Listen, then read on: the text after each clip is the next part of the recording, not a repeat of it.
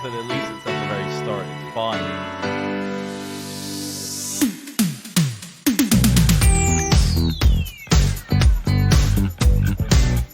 What's that?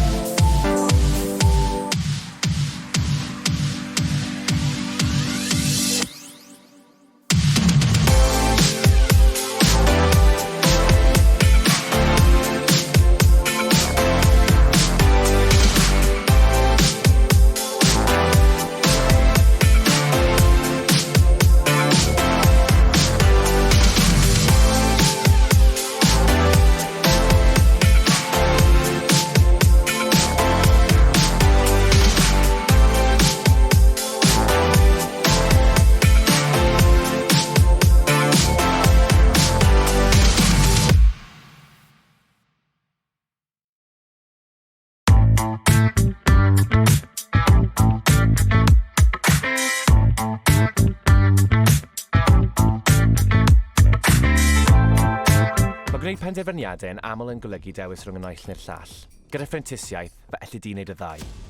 Mae phrentisiaethau'n dewis doeth. Bydde di'n ennill cymwysterau, profiad ymarferol a chael tal i wneud gwaith sydd wrth dy fodd. A hyn wrth ddysgu gan arbenigwyr y diwydiant. Os wyt ti'n gadael byd addysg, neu'n meddwl am newid gyrfa, chwilia am brentisiaeth yn dy ardal di. Chwilia Prentisiaethau Cymru Dewis Doeth. Neu ffonia dim 800 dim 28 48 44. Hello and welcome to Esports Wales. It's a pleasure to be back here for the Welsh Apprenticeships RL tournament, and it's a pleasure to be sitting down here on the desk with Hyperia. How are you doing? I'm doing great, man. I feel sad now, right? Because I look at your setup, I look at the beautiful background, and then I look at this, which is basically as if I'm in a construction site. Well, that somewhat am, to be fair. I mean, it's cool though, isn't it? You build that yourself, isn't it? It's like a soundproof room. Yeah, so like it doesn't work. That's the main problem with it. It dampens it a little bit, but it isn't to the full effect that I would have wished. Well, you know, we move. Well, today, though, while that might not be working, this tournament should very well be working. And we've got a whole bunch of teams that are here to play. And once again, you know, Tadpole's going to be involved with an Esports Wales tournament. And last time he came, he actually didn't manage to go all the way. And that was to a lot of people's surprises, because you would have thought, well, RLCS player, he's a very talented, gifted Rocket League player, but didn't manage to go all the way. I'm sure today he's going to want to correct that. Oh, absolutely. Yeah, there is some resistance there. There are some names that are in there that ring some bells. But to be fair, if you've got a team of 3 SSLs, that might just do the job as well, because Tadpole, while being an RLCS professional, has probably taken more of a route of, you know, we're just going to have fun with this tournament. I'm not going to get a squad of ringers and try and dominate this tournament. He likes to have the community aspect as well. There's for sure some limitations of what you can do alone. It is a team game after the 3 players on the pitch. But let's talk a little bit about the format that we're going to be using today. It might be familiar if you do follow Rocket League, because pretty much the entire of the RLCS last season, RLCS was played throughout Swiss stages. Javier, can you explain maybe to some of the newer members here that may not have seen a Swiss stage before exactly how it works? Well, so you've got this massive thing in front of you that might be confusing, but basically how it works is if you get 3 losses, you're out. If you get 3 wins, you're through to the playoff, and that's going to be the top 8. So there's 16 teams fighting each other, and you play people who have the same record of you. So if you win, you'll be against somebody who won as well. If you then win again, you'll be against somebody who's 2-0, so on, so forth. It's relatively simple. It looks a lot more complicated, to be fair. Yeah, it's always one of those things, especially, I mean, it's got a bit of a random name, you know, Swiss stage. So what does that even mean? It's a Welsh tournament, come on. Exactly, it should be the Welsh stage. No, but I'm personally a really big fan of Swiss stage, because I think it gives a little bit more opportunity to some of the underdogs and to the teams that don't have a good start, maybe some of the late bloomers that come in later on in the day after they've had some warm-up games and they start to pick it up again. I think it's a nice balance of a way to seed into a knockout stage. What do you think? Are you a fan of the Swiss stage?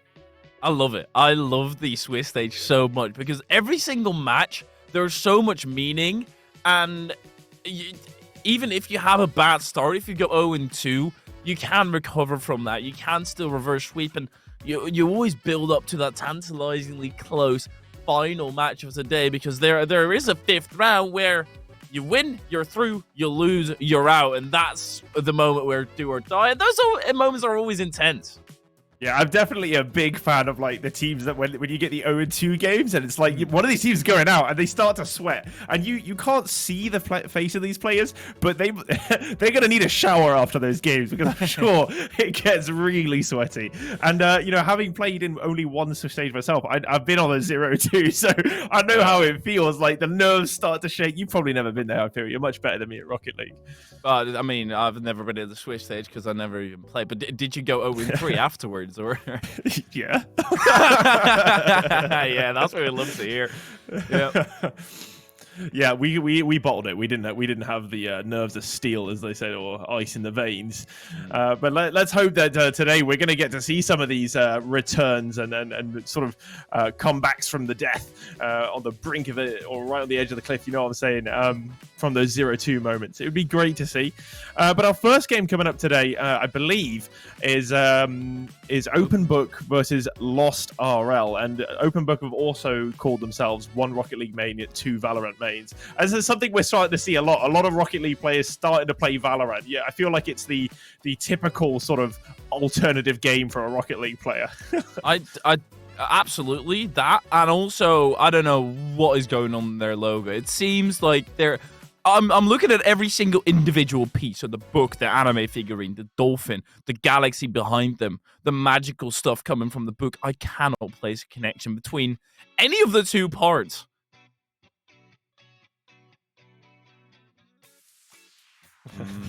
Okay, so yeah, there is actually meaning behind it. It's the teams. Wow, it's their names. Yeah, dolphins, book, and. Well, I don't even know what the other one's called, but it's incorporating all the names of the players. Why is it Open Book then? Why does book have to be open? You know what? Don't ask the questions. I like the logo. I think it's terribly good. I think often sometimes in these tournaments, the worse the logo is, the better the team seems to be. Lost Esports, they may be try-harding a little bit too much with their logo. They're really trying to build the brand a bit, you know? I do like their logo, but that's not what stands out today. I'm feeling that 1 RL main, 2 Val main in this one because they've got the awful logo, and they're just you know, they're laid back. They're going to be enjoying things. You can see they're trying to have fun with it. That is exactly the point where it could be that they're going to be playing better, because as soon as you come in here and you try your absolute darndest, that's where you could face obstacles that you might not get over if you're being too harsh on yourself. And if you're like, oh yeah, we've got 2 Valorant mates, who really cares about this, right? You know, it's a little looser and it's a lot more free flowing. So I do like that mentality coming in here. Yeah, it's funny how we just pick that up on their logo. It's like totally like judging a book by its cover. You know, my mum told me never to do it, but it doesn't matter. Throw it out the window. It's all I've got to go by. That's what we've got to do, though, right? Because hey, we can be honest. Most of these players aren't necessarily on the radar of RLCS, and I'm not going to scout out every single replay that there's ever been to try and recognize these players. So imagine doing your job. Okay, yeah. Have you done it then? Go on. No. Couldn't be me.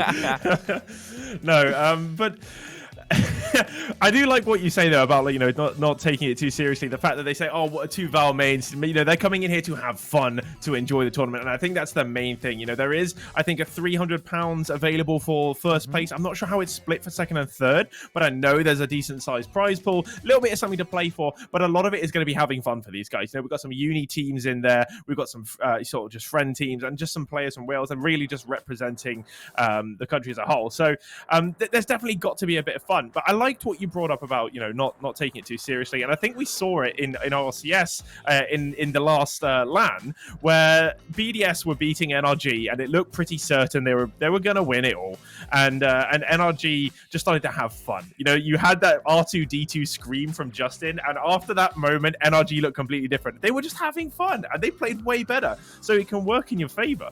Oh, so they won afterwards as well, right?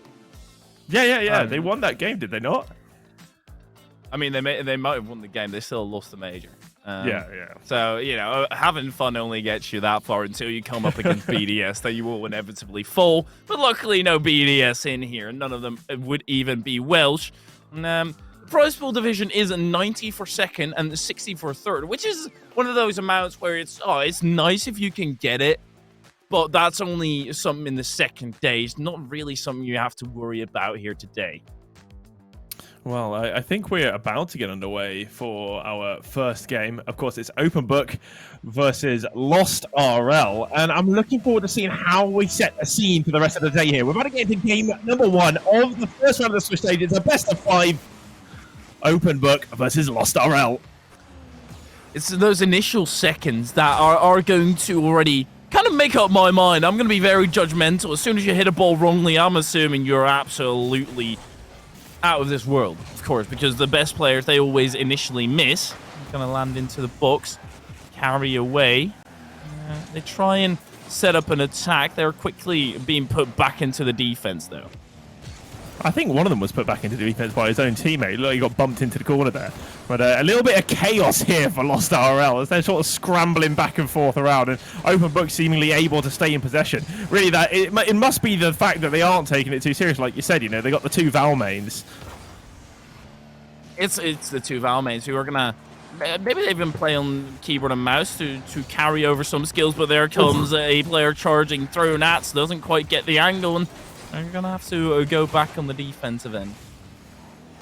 All right, well, the first minute has gone by, and normally what we tend to see in these tournaments is that it takes about 90 seconds for things to open up, and when they do, those floodgates do tend to open. It's very tentative at the moment. I feel like both these teams are trying to figure each other out, figure out, you know, are my opponents actually any good or not? How often do they whiff? You know, because when you're calculating going up for that ball, you've got to calculate in that factor of, are they going to hit it or miss it? That's a great clear from Mecha Fox. That's a massive one. It's that sniffing out stage where you're trying to get a feel of your opponent, and well, you might just feel the goal here right here. Booker's got the goal in his hands, and that's the score opened. You know what, we were saying, like, figuring out the skill of these teams, but that was really clean from Booker's. He's just gone up, cradled that ball, and just touched it into the back of the Lost RL. Weren't able to stop him. 1-0 for Open Book, and right around that 90-second mark, here we go. Floodgates are open. We're expecting more now. You are so brilliant, Aiden. That's some phenomenal analytical work. Yeah, it's just, it seems to be the odds. Like, I don't think there's really any analytical prowess. I'll take it, though. I'll take the compliment. I will. Absolutely, yeah, of course. Ooh, Musty in the mix as well. It's one of those cases where Open Book, they are certainly more mechanical. I think we can establish that. But Lost RL, they're waiting back, waiting for Open Book to overcommit, and that's where they're going to punch into the counterattack. Yeah, I think the one thing they're going to have trouble with is they keep giving way too much space to Open Book, and you see every time Booker has got that space, he's happy to let that bounce up, just take the air dribble, and it looks so dangerous every time, and he's got the ball again, no one jumping up to contest him. He could just follow this one in, but Jayhez keeps it out, but not for long as Dolfinho slaps it right into the back of the net. Half the game gone, and it's 2-0 for Open Book. I like how we do have 2 animals, Dolfinho and Mecha Fox. Is Mecha Fox technically an animal? It's like, up for debate.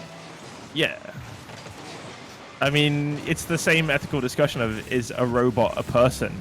But if it has feelings, you know, can you treat it like a non-human? Because it has feelings too. Can you put people on Mars and actually create a civilization there? Nazi's gonna destroy civilization with that touch. That's phenomenal. Well, at this point, Open Book have definitely figured out that they are the quicker and more mechanically able team on the field right now. At Lost RL falling 3 goals down, and Open Book, well, I don't know what the other teams are going to look like, but right now, I feel like they're looking kind of solid, and they might be able to be one of the favorites as things go on. I mean, at least right now, I mean, they look quite uncontested. Bookers. That pre-flip, that indicates so much. Whether you're able to control your car into a pre-flip while also boosting, because usually what the car tends to do once you flip is to spaz out in every single direction and move uncontrollably. So if you're able to read that perfectly and get that to continue on your merry way, Bookers yet again flip reset, trying to go over, even again the tap through, yet again that pre-flip. Oh, and it's in. Yeah, it's just chaotic at the back for Lost RL. Every time Open Book started doing something a little bit mechanical, they're like, how do we defend this? He's air dribbling! Do we jump? Do we stay on the ground? And this time they decided to stay on the ground. They managed to get the save, but it wasn't quite enough. It's always that panic screaming that comes through, and I wonder how the comms for Open Book are going to be coming through. Nats to the backboard. Because I have to assume they're just having fun with it. They've got 13 shots, and Lost RL have not really been able to break out of their own half. No. Yeah, it's just every time they give the ball away, don't seem to really get it back. I mean, they can punt it away like this, but I mean, Booker just comes flying across and somehow has passed it to Dolfinho. I don't even know how he's managed to find it there. Obviously, they would probably put calculate in the chat. For me, it looked just, you know, oh, I'm just going to go up and hit this because I can. And just managed to find a teammate with it. Here he goes again. Can he get that redirect? Oh, that could have been a spicy one. And they're overcommitting now. That's something that will probably work in this game because they're up by 4-0, but they do have to dial it down again going into that next one because you could start getting into that slip of momentum where, you know, you're just having a little bit too much fun and not taking it seriously. You need to have that perfect balance. Currently, that balance is completely dissipated, but it's all right. As soon as they do concede a goal, which they still haven't, that's where they can tone it down again. It seems to have a dominance in this one. You know, we're going to be, you know, heading on into game 2. This one's done and dusted. And I'm wondering, are Lost RL going to be able to come up with something to at least mitigate their losses here? You know, 4-0, it was very convincing for Openbook. Clearly the better side, you know, mechanically and positionally as well. And, I mean, I'm surprised because they got 2 Valorant players and they seem to be the worst kind of gamers, if I'm completely honest. But, I mean, right, so something that we haven't really talked about is already the tags. Obviously, you get a tag if you do well in a season, and Ethan, he's got a tag of a Season 5 Diamond Tournament winner. On the opposing side, there is a pink tournament tag of an SSL tourney winner by Dolfinho and Booker's Season 2 SSL. There is a tad bit of a disparity there. Yeah, I think you might be right. Season 5 diamonds, though, don't disrespect them. They're capable of much more than you can think. I lost to one the other day, and I'm only saying that to make myself feel better. I mean, it's a little bit of copium, and I think that's what they're going to need now against Open Book is a little bit of maybe hopium to be able to push themselves a little further. I don't know how they're going to stop Open Book. Personally, I don't think so. If we couldn't do predictions before because we didn't know these teams, but I'm going to predict it's going to be a clean sweep. I don't know about you, Hyper. Do you fancy them getting a game back? Is it going to be an entirely clean sweep, though? Are Lost going to score a goal? Or like a perfect sweep? Ooh, that would hurt. I mean, that would just be rude. I mean, at least let them get one on the board. But as we look at the stats here, you can really see the difference here. You know, how many shots did Bookers have? That's ridiculous. He's got 9 shots to his name, and the amount of shots they got, you know, across the whole team versus their opponents. You know, yeah, it's a huge gulf. Yeah, absolutely. And I think a lot of those shots from Bookers did come from, you know, just trying to style where the shot wasn't perfect, it wasn't ideal. But he's got time to do so. He's got the space to do so. So why not trying to flaunt a little bit, make the viewers at home fall in love with you and your brand as an entirety? It's Open Book. They do have some phenomenal branding here. 1 RL main, 2 Valorant mains. They're into game number 2. You know, the problem with Rocket League players and branding is they change their name every 3 weeks. So everyone's like, oh, I love that guy. And then you never see him again. You do. You just don't realize it because he's changed his name. Oh, Bookers. Almost diving down on the play. I mean, Bookers is going to be a name to remember throughout the rest of the tournaments. He's looking phenomenal. Oh, he's got some. He's looking quite juicy with his ability. You know, he is threading the needle. He's doing the dirty dancing. He's looking good. I think he's trying to get a clip in this here. You know, he's thinking, well, we see the Season 5 Diamond Tournament winner. This is my opportunity to create a little highlight reel for myself. Maybe set myself up for RLCS in the future. What I wonder though is obviously their name 1 RL main, 2 Valorant main. What if there's a Valorant tournament? Are they going to be this dominant as well since they're Valorant mains? This is scary. They seem like a hybrid team if I've ever seen one. They have gone a minute unscored. I mean, I think we shouldn't assume that just because they main a game that they're good at it, because I main Rocket League and I'm not good at it. But they're good at Rocket League. That's true. Yeah, so, judging by the limited information with data points that we have, you know, I think you could be onto something. Yeah, we could do some review or send them a DM afterwards, but yeah, them right now to a Valorant game. Oh, yeah. Hey, get some other games going, because Delfino wants to finish this one off quickly. The double reset on the side of Lost RL, they are starting to figure out that on 1RL main, or open book rather, they do want to stall time and time again and go for the path of most resistance, and that's the path that Lost RL are blocking. So, you said that Bookers is looking really good. Delfino's not looking half bad either, and now I'm wondering, who's the RL main? What should be Nats? It's Nats, so definitely. I was thinking it's Nats. Yeah, it is Nats. It is Nats. That's brilliant. Producer confirmed.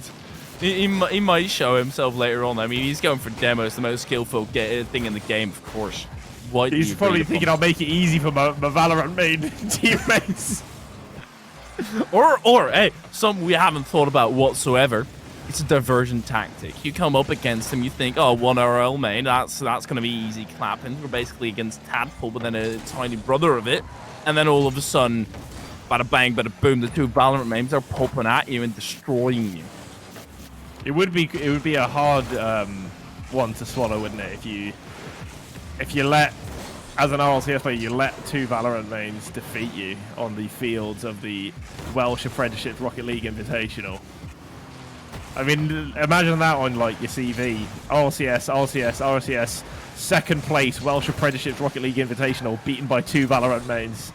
To be fair, he's not got too much RLCS experience the last couple of months, unfortunately. You haven't been able to find the team that works for him, and with Wolves, they are making up a switch. But enough about Tadpole, because he's not even in this game. He's not even in this series. It's currently 0-0, where 1RL main are trying to stop, but they still need to find a goal. Yeah, this is a good point. There's been no goals here, and from that 4-0 last time, Lost RL are putting in a shift. And one thing, they come close here as well. What I like that they're doing is they're playing a lot more simple Rocket League. They're trying to take some touches on the ground. And I've seen them try to whip out some little bounce dribbles and going for more 50s. And that's kind of working out against OpenBook, because OpenBook don't just get to dictate the play the way they fancy it. But it is Bookers now. He tries to go in with the power slide. Well read by Jayhaz as he keeps out to keep it 0-0 with a minute left to go. Lost, they're playing knowing that they are not the favourites here and adapting on the fly. That's some skill as well, as the shot not in field as Hez is in the way of it. Bookers links that to his own back corner, wants to continue the play, but that bounces on, and he does bounce into the grave as well shortly thereafter. Hez brings him to the morgue. That's through the sky. Delfino can't follow up, and the counter-attack needs to be swift. Oh, Booker's just trying to pop this one up here for himself. He's got to follow to the backboard, looking for that double tap. Jayhaz still doing all the work for Lost RL on defense. He's getting the saves, he's getting the clears, and now trying to create a little transition play. That's put wide by Delfino. Booker's looking for that double touch. It's a great touch for Delfino on the end of it. Will he be able to finish the move? No, Jayhaz is the concrete wall that will not be knocked down. And once again, they're back down the other way. There's a big miss from Bookers that could have gone punished. And with 5 seconds left to go, we could be heading into overtime. Can Lost RL find something here? No, it's going back the other way. Would be really painful. Oh, we do get that overtime. We do get that juicy overtime. I like that. Now all of a sudden, 1RL made open book, because they are also known. They're in a tough position. They're in a predicament, but Bookers, he just predicts that read, and Delfino rams it through, and 8 seconds is all that we get. I was gunning for Lost RL to get a game here, honestly. Oh, it's always as soon as you pick a team to support and it goes to overtime, and overtime never lasts longer than 8 seconds when you pick the other team, and you never win it. Like if it's an 8-second overtime, you're never on the winning side of it. Oh, it's disrespectful there by Delfino as well. I'm not too sure whether people back at home were able to peep the chat, but Delfino said, "One more?" ? So, as if Lost RL aren't gonna get a game here whatsoever. They just need one more, and it indeed is a best of 5. So technically, you do need one more. But Lost RL, they're currently still being kept to being perfectly swept. Yeah, no, they indeed they haven't conceded. But I think that Lost RL They're going to make a comeback here. You've seen the difference between game 1 and game 2, and they know they're not expected to do anything here. Like they have the rank disparity between the other team. They are by far the underdogs. And Jay Hez is picking those guys up, and he's saying, come on, like, it doesn't matter. We're here to have fun. We're going to go forward. We're going to challenge these guys. We're going to do what we can. We're going to keep that ball close. And maybe, just maybe, they get a little something. It could be from a kickoff goal. It could be anything. I don't think this is going to be the last game. And I might sound like an idiot by the end of this game, but it doesn't matter. I'm thinking it's going to go game 4. Lost RL, they're going to come out with a shocker.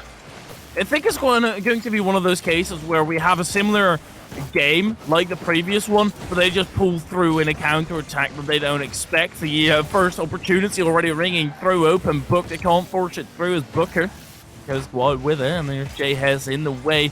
That's what they've got to do, not give them the space, because as soon as they do, that's where they'll be able to style on you. They do try to seem to be closing them down a little earlier now. And there's a nice little fake challenge there from Jay Hez just to make it look like he's going to get stuck in. But he pulls back out and then gets to punish the poor touch. Oh, but this is not a poor touch. Booker's, he just makes it look easy through the air like that. Finho makes that incredibly tough for himself, but maybe a pinch can't reach it, and that's going to be by his lonesome on that touch.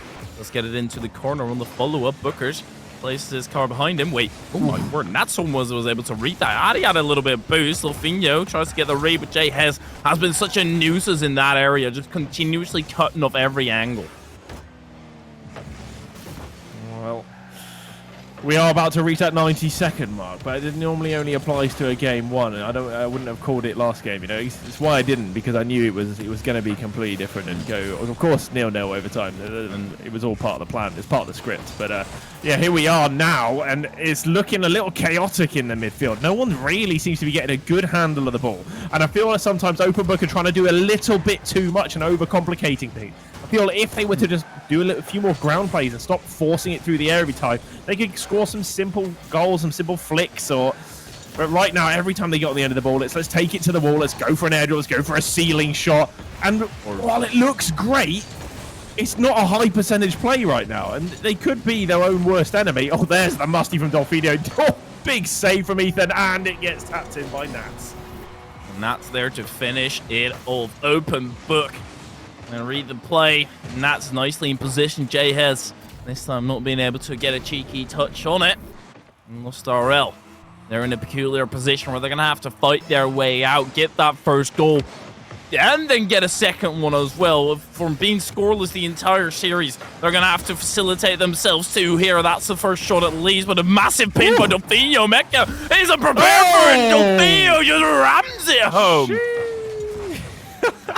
Wow. That's ridiculous. Bang. Oh, get out of here. That's crazy. Cooks here would be proud.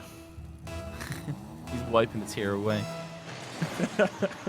It's like, oh, they're doing it. So beautiful.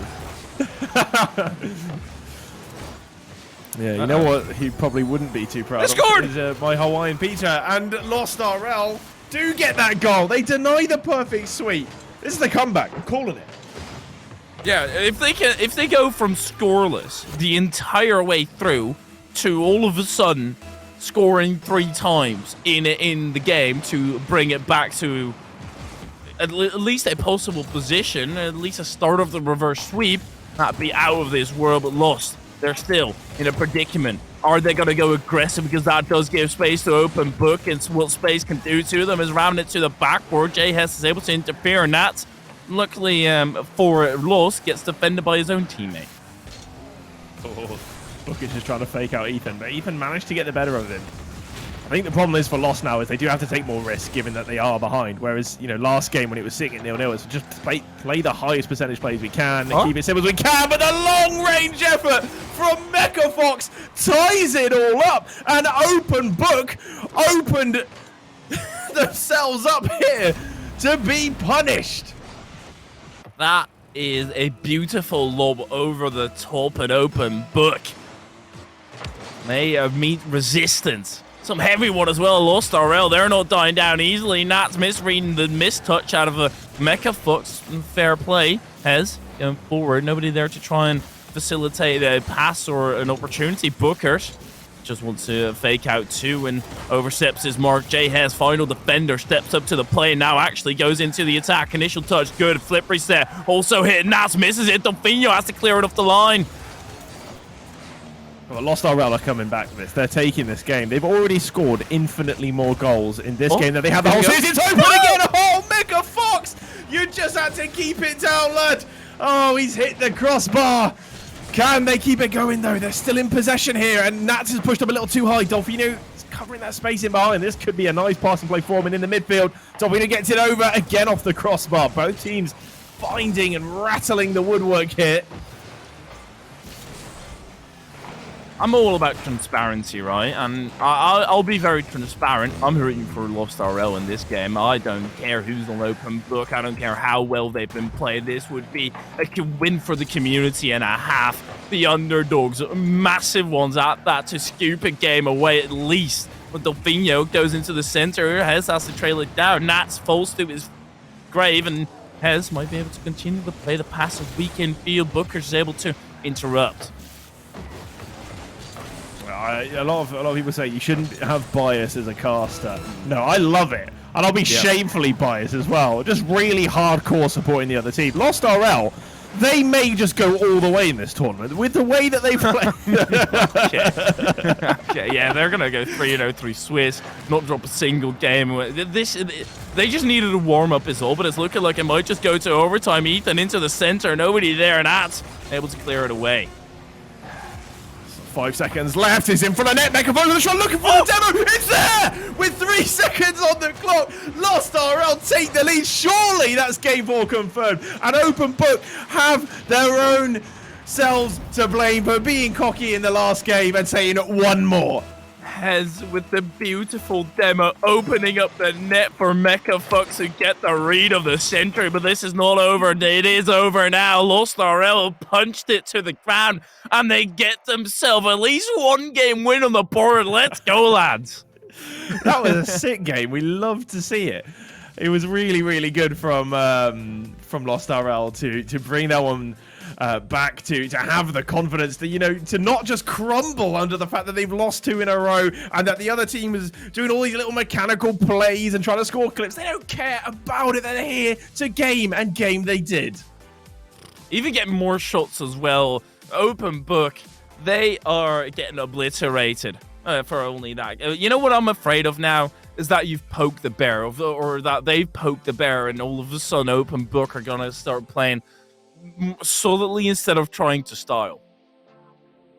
Yeah, no, I mean, you make it more complicated for yourselves, and I think we were mentioning that, in the other games, was they can do it. It doesn't mean you should do it. It's like when you play at C3 level in ranked Rocket League, and you've got all these dudes just going for every single ball because now they know how to, and they're like, oh, I'm gonna do a flip reset, but you're in the midfield hitting it towards your own goal. Like, cool, you know how to do the mechanic. Congratulations. Doesn't mean you need to do it all the time.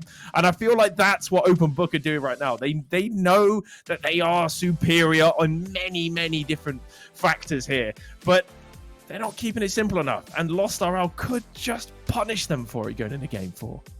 I would love to see it. I always like when players get overzealous and they're actually being punished, because in the first 2 games, Open Book already did that. Open Book were already overstepping their mark and very easily just creating their play, creating space for themselves and trying to get a few flip resets here and there, throw it into the mix, because why not? They didn't get punished. Now they're finally starting to be punished, and which is why they're going to have to take it back a step. Yeah, no, exactly. They're going to have to take that back. And I think right now, one of the players had to restart, maybe some technical issues. And so we're just a short delay going into the next game. But that's okay. You get to look at our pretty faces a little longer. I don't know, mate. I don't know. I'd probably click off if I was viewing right now. Dead honest. Yeah, maybe I don't know how people rate the beard, but I do sometimes wonder if people think I'm looking more and more homeless the longer I grow it. That is a side effect. There's a level of beard where it's good looking, homeless. You're a beard man. You're a wizard. You're a wizard, Harry. You're a wizard, Harry. Yeah, so it's just that unfortunate phase where you're slowly starting to slip into it. But hey, I think you're looking phenomenal, man. Oh, thank you, man. Thank you. Yeah. Yes. Clip it. Anytime you feel down, just listen to that. Exactly. Oh, remember when you told me I looked amazing? Every time you're talking bad about me, bad mouthing me, because he does it all the time in the back off the cameras. He's just trying to make himself look pretty nice. He's usually telling me how bad I am at the game. He's usually telling me how stupid I am, bullying me. What was it? Snitches get stitches? That right? Yeah. You don't know where I live. It's fine. I'll cart you on stream, mate. Okay, now I'm worried. Yeah, you're probably not the only one who's worried. Open Book, they're a tad bit worried because they just dropped a game. It's still, they're starting to get back into it, and slowly that PC is starting to rumble again, and you do hear the engine rumbling in the distance as well. Well, rumbling in the distance, I could just talk quickly about some other results going around. There's been 2 clean sweeps. Welsh Farmers have beaten GCS Owls, and another clean sweep in the mix as well. Dominators beat the Bangaloreans 3-0 as well. But here we are into Game 4. Hyperia just got underway. Can Lost RL keep this momentum going? Well, almost to answer that question directly, Ethan. Still getting spaced, faking them out, and passive to the center. They're being too defensive, and this could be a problem, right? Where Lost RL, they just got a game. They're starting to feel the pressure as well. It's a massive clear. Just a pass back is what we'll establish as it. Well, a tentative start again, and Open Book probably reconsidering how they want to approach this. But all coming up there for the same ball, and maybe feeling some nerves after knowing that they haven't done their best. That drop down is great, though, from Dolphinia. That's not going to be kept out. That's almost impossible to be kept out. Dolphinia, just a raw speed, and the accuracy in that Hess was literally on the play, and all he could do is accelerate it into the back of the net. Unfortunate. It was a little bit too far forward there. Dolphinia was able to put pressure on him, press exactly where it hurts, but now it's time for the return.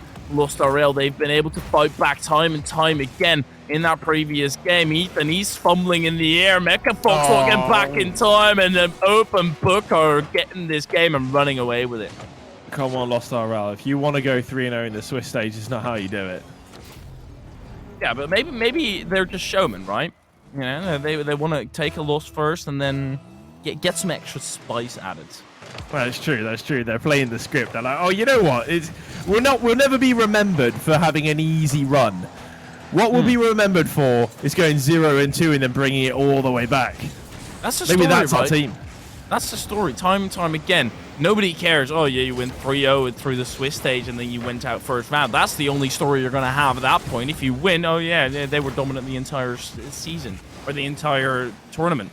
Now, it can be the case of we went to Game 5 and we won there and then we won the tournament. It's still possible. They can still do it, but Open Book, this game's not over just yet. Lost RL will need to keep themselves in it. Well, Open Book have opened up Lost RL so far, but there's still 3 minutes left in the game. And what we saw was Lost RL come back from being behind in the last one too, but that's off target. Never mind. It was rubbish. Everything. You do everything correct except for that final thing. It's like you're doing some gymnastics. You pull off massive stunts and you stumble on the landing. Oh, it's painful, you know. I feel the pain, but also I don't. Just get wrecked. You missed. Yeah. Off target. Not even close. Not yet again. He doesn't like to hit. He just keeps on missing. Well, it's a nice little infield pass from Jay Hez. Looked awkward for Bookers, and I wasn't sure he was going to get on the end of that. And Ethan just slipped one by Nat. Lost RL right up in the face now, looking for some bumps and demos on the line. Dolphino has managed to dodge and dance around his opponents to get out of the danger. Open Book do find that route back down the other side, but it's kept out well by Mechafox. He's going to run this all the way down the left side. Can Can he get it in the center? Booker's, oh, it was awkward for him again. He gets the tightest of touches just to take it away from his opponent. It's running out of time now, Lost Arrow. If they want to fall something back in this game and send it to a game 5, they're going to need a response very soon. Let's see whether they can find one as Booker's currently into the attack. Hez, there in the corner. Nat wants to facilitate that opportunity, but it's Delfino taking a step back, popping it forward, but that's in the vicinity of Hez. He's going to indeed take a touch. Drops to the blue backboard. Ethan, there, will trickle on into the center. Delfino and Nat both have got it covered, but Lost RL, they're taking a passive stance here. They're still waiting back, waiting for the ball to end up in their hands, and that's where they'll start it off. Booker's trying to spike it down, missing out on the play. 1 minute to go. Jay Hez falling off his backboard, and open Booker not pressuring it at all. It looked very open. They definitely could have. I wonder what the decision was there from open, but perhaps they're saying, well, we'll just sit, let them do what they want, and we'll just react, and we'll just prevent them from scoring. We'll keep the easy 2-0. Go for some bumps here. That's a redirect towards target. Oh, and it's pushed the other way again. That's actually a really nice little play. Just Nats down into Booker's. And it's a shot on target, and the save looked like it was going to come out from J-Head, but that touch from Delfino sent it over the top, and, well, this might be done and dusted. That could be the nail in the coffin, Iberia. I think it's the nail in the coffin. The dagger is coming through. His sword is somewhere in the vicinity. It's lurking in the shadow. The 4-0 seems uncomebackable. That's a word. You just add that one to the dictionary real quick. Give Oxford a call. Hey, you might need to put this one in. Oh, wait, Webster's. Have you heard of uncomebackable? Yeah, also redefined as Lost RL's Game 4. Well, it's actually quite funny because the Swedish language has quite few words in it, and every year they just add a bunch new words, and it's not quite uncomebackable, but they did add a word called ungoogleable, which means ungoogleable, and it's an actual word. I don't know how the Swedes have gotten the opportunity to still establish a new language and still manage to mess it up. Like, all our words are already set in stone. We're locked in. They still have opportunities and they do that. I mean, how often do you think people say ungoogleable? It's quite a useful word. Because, you know, like when you get asked to Google something, like, I don't know, you're playing a new game, you're trying to find some tips or like how some specific thing works, and it just happens to be, no one's talking about it. And you're like, I have this problem. Why does no one else have this problem? It's ungoogleable. That's not really ungoogleable, though, is it? Like, it's one of those things where you can Google it, it just won't have any results. But, you know, there is a result in this match, and that is Open Book, who have won it 3-1. 3-1. Well, they didn't quite get the perfect sweep that we would have expected, because Lost RL really chose one game to just pop off and score infinitely more goals than they would in the other games. But I'm happy they did get a game. I'm happy that there was a goal, because I felt like Open Book at times were being a little rude. They were BMing a little bit. They were showing off with their fancy tricks and flicks, and I'm only mad about it because I can't do it. I'm also mad that you can't do that to such a good-looking team. Lost RL, they fall into the depths of 0-1. But that's the thing, you've got 3 opportunities, and we could see them back in that round 5, or maybe even round 4, where they're going to go through. We saw a very strong team already here. I think this could be one of the favorites to actually take the entire tournament, and to see them so early on, that's just a bit unfair towards Lost RL. It is. Well, Lost RL are going to get their chances. You know, it is a Swiss, which means they will be coming up against one of the other teams that lost on a 0-1, and that could be their time to get their first win of the day. And then maybe just be warming up. It's still cold outside. We're still in the winter. It takes a little time for those hands to start feeling just right. So that you guys can all feel just right, and we can too, we're going to take a little bit of a break. So we'll be back shortly. Feel free to grab yourself some nice beverages or some snacks for the upcoming games. Making decisions often means choosing one or the other. With an apprenticeship, you can do both.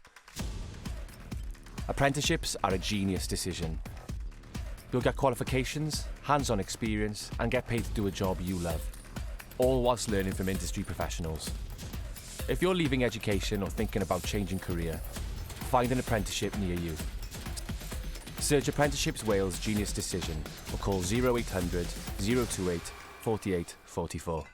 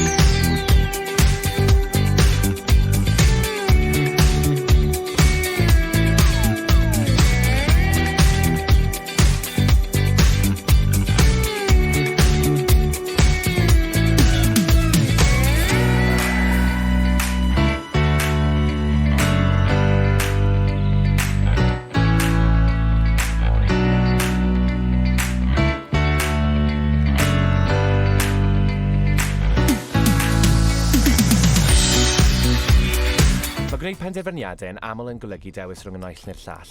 Gyda phrentisiaeth, fe allu di wneud y ddau. Mae prentisieithau'n ddewis doeth. Bydde di'n ennill cymwysterau, profiad ymarferol a chael tal i wneud gwaith sydd wrth dy fodd. A hyn wrth ddysgu gan arbenigwyr y diwydiant. Os wyt ti'n gadael byd addysg neu'n meddwl am newid gyrfa, chwilia am brentisiaeth yn dy ardal di. Chwilia Prentisiaethau Cymru Dewis Doeth, neu ffonia dim 800 dim 28 48 44. Hello and welcome back to Esports Wales. We are here for the second round of the Swiss stage. We just saw open book dispatch of Lost RL. It was rather painful to see because we really did enjoy the comeback in game 3 from Lost RL. But now we'll move on to round 2. And I do believe the upcoming game is going to be Dominators versus Double Dribble FC. Spicy. Yet again. Obviously, one of those scenarios where it's not really that we have familiarity, but now we have a previous result at least. So they're all the way at the top of the bracket. Dominus versus Dribble. Dribble coming off of a sweep, and Dominus also coming off of a sweep. So in theory, if you look at that, this should be a close match. This is the funny thing about this Hyperion, is they are both coming out of sweeps, but they're coming out of forfeit sweeps. So we actually have no idea if either of them are any good or not, because Dragons had technical difficulties and Bangaloreans had a no-show, so we don't know if they're actually going to be making an appearance today because they didn't show up for their first game, and the Landrello Dragons, they've had having some tech issues. So it's going to be interesting to see these two teams because it's essentially their first game of the day. Yeah, basically. It's always a bit odd at that point because what do you do, right? Are you going to sit in free play the entire time, or are you going to organize a scrim? I can guarantee you, if you organize a scrim, I am going to be looking at you thinking you're the favorite. If you organize a scrim, you're way too sweaty to be playing in this tournament, is how I'm going to be looking at you. Yeah. If you play a scrim, I'm just going to call you a nerd and be done with it. Yes, sir. Let's take a quick look at these logos because we talked a lot about the last ones. How do you feel about these two? You got the Dominators. It very much, it is what it is. It's a Dominus, and the Double Dribble FC. They've got some kind of a ticking bomb. They've got a bomb as their logo. Not sure how that fits into Double Dribble. Yeah, it is Double Dribble. I don't know what even is a Double Dribble. It where two players dribble the ball at the same time. That if they pull one of those off and actually score from the back of that, they'll get a tenner from me. They'll get a tenner from you? Oh, yeah. If they double dribble and are able to score, not just some silly double commit, but actually carry the ball in between the two. Yeah.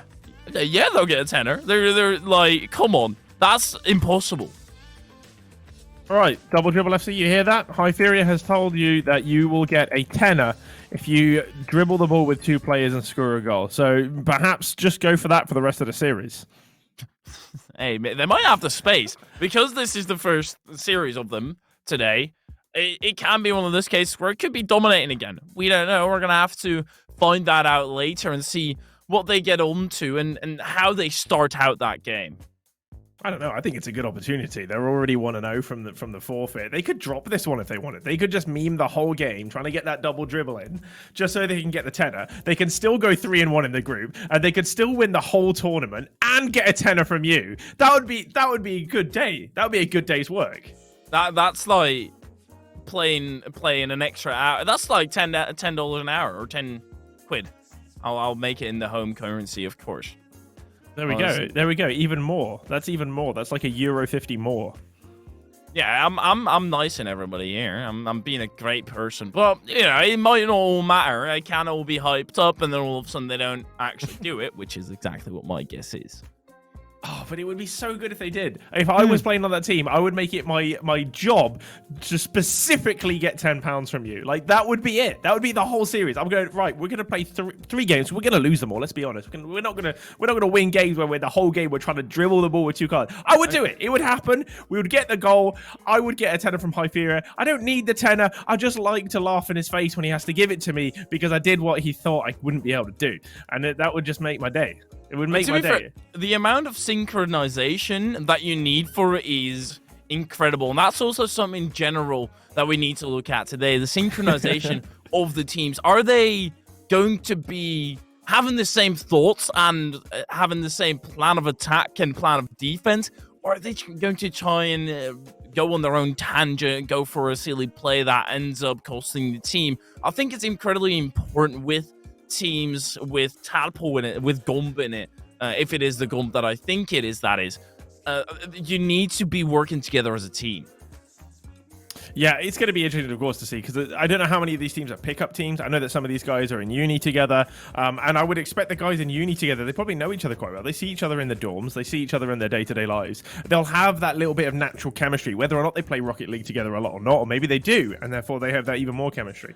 But when you've got, like, pickup teams, you can have 3 really good players, but if they don't gel, they might not do very well. So that's a good point that you raise, and I'm hoping to, we're gonna see a bit of the vibes coming out. Yeah, we've seen it in the entire history of Rocket League. Some prodigy teams or some teams that are worthy of being in your dream, and then all of a sudden they fail to perform. It can be that pressure, and that's another thing, right? Playing on stream, most of these players aren't regulars on big streams or on streams in general. So you have that extra added bit of pressure with 50 odd people watching you. If you make a mistake, you could be extra harsh on yourself.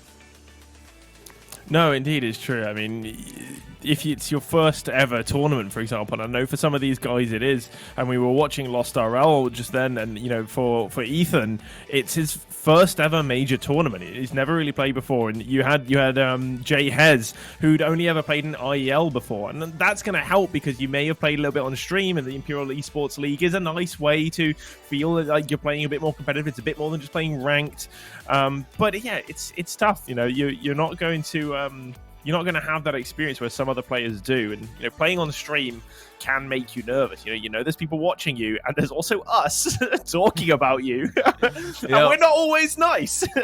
Yeah, I mean, I like to think that we're nice, but you know what? Let's get into this game. Dribble versus Dominus. Here we go. Game number 1 underway.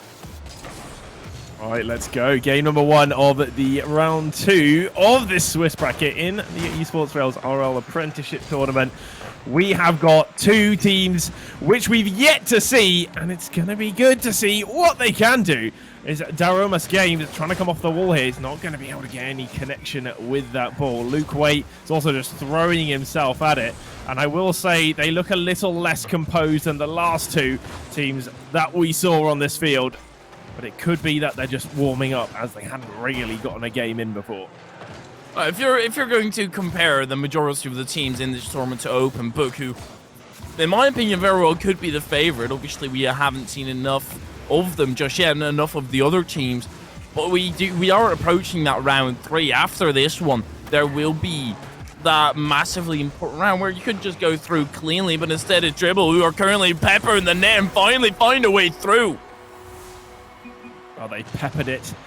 Perhaps drizzled a little bit of salt on it, a little vinaigrette, and they made themselves a salad with that first goal. 1 minute, 2 seconds on the clock. It's not taken them all too long to find that all-important first goal of the game. Will that dictate the way this series goes from here on out? I think they should take a step back. If you're going to let 1 goal in the first game dictate your play, well, Tyler, he's already hunting for another one. Purple Feature going into the attack. Nice flick over one. Daroma's up for him. Purple Feature, he's just on a tear right now. Taking another player off the pitch. Limestone to the skies. Won't be able to find a second touch. Dominus just trying to find a way out from the back here. Pixie Poppins just smacking that one through the middle. And it doesn't seem to have too much idea behind the ball. Limestone from the backboard. Good that he stays close with his nose glued to that ball. The 50 came his way. It was looking good for him. Gets the flick away. Saved away by Pixie Poppins. Is a good read as he pre-jumped that one. Keep his net clear of yet another goal.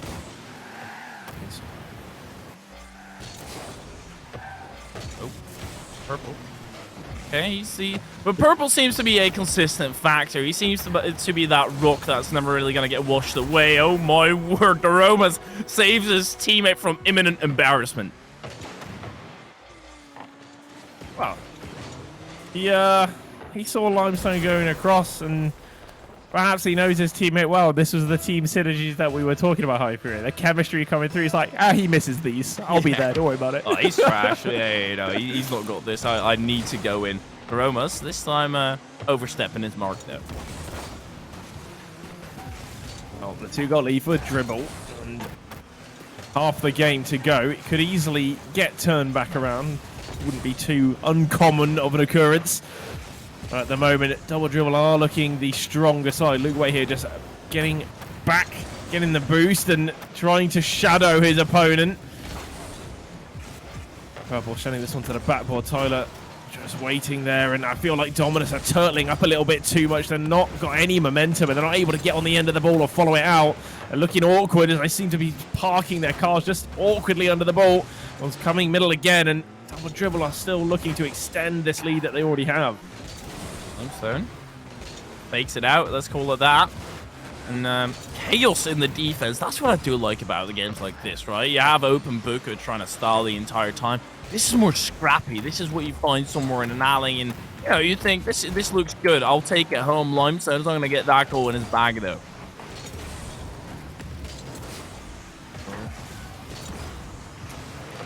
Just looking at the names here, we got Pixie Poppins, and I'm just kind of waiting for the moment that Pixie Poppins has a pop-off, just so I can say exactly those words. Pixie Poppins is popping, but not quite yet. Not really popping. Popping that off the backboard and pops it back down the other side of the field. But that gets pops off the Limestone, and Pixie Poppin's going to pop this one towards net, but that gets popped back up high. They get the save, and it'll stay 2-0. Okay, yeah, nice, you're done. I am late. You know what worry I always have, and this is a very odd worry, right?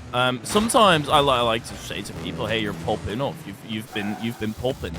I'm afraid that I'm gonna misspell it once massively and put an O too much in there to make it very. Poop it off. Oh yeah, you've been pooping, which would be very odd statement to get in your DM by somebody you don't really know. Hey man, just been watching your games lately. You've been pooping, dude. Well done, man. I'm proud of you, dude. It's so good. Like, just keep pooping, man. I know you could do it. Yeah, you've been training. It's such a weird worry as well. I don't know why I have it, but I double check every single time I write popping.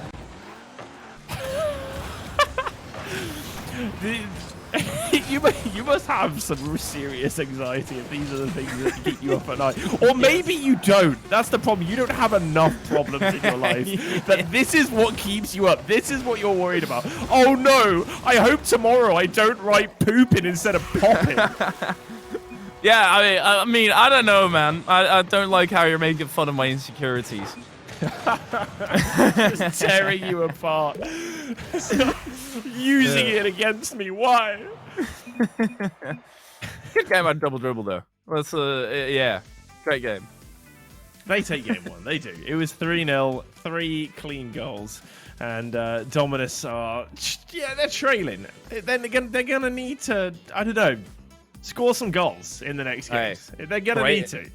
I keep on complimenting you on your analysis. This will be another one, mate. That's a phenomenal one, if I've ever heard one. Yeah, we were talking backstage about you yet to get an LTS analyst tag, and I'm sitting there in game with one. You know, got the lovely green title, and you're spewing that.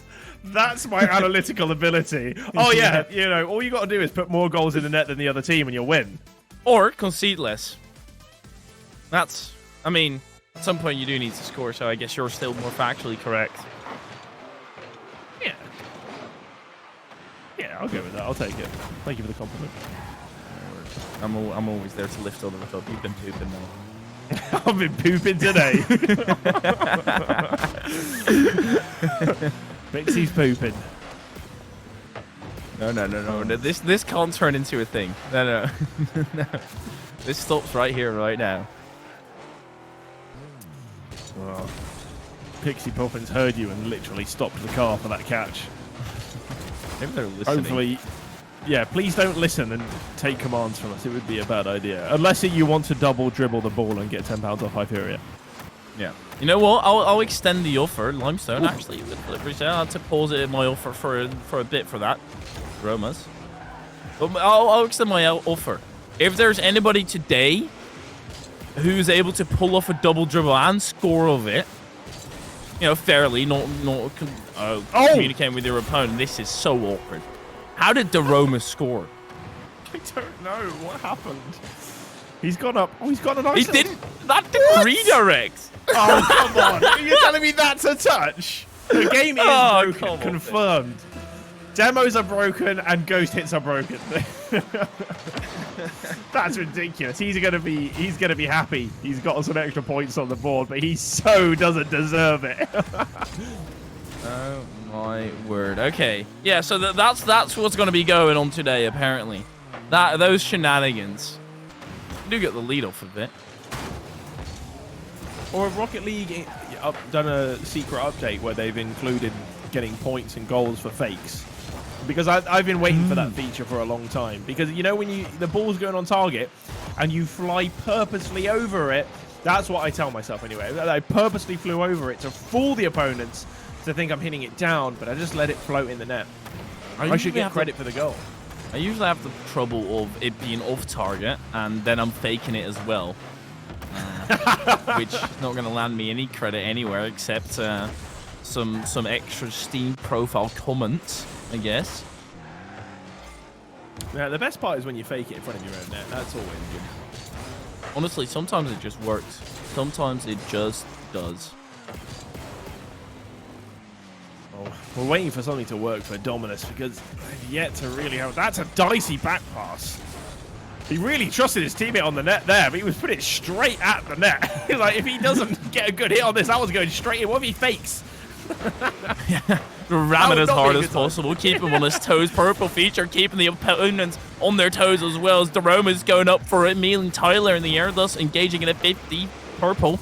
Another 50 there. Lime will finally get it through cleanly, but won't be able to extend the play. Still, edge of the box shot coming on. Pixie Pop is just backflips, and Purple was able to extend the lead to 2. Oh, Purple feature just come all the way from the right side to the left side to hit the ball into the net. Analysis over.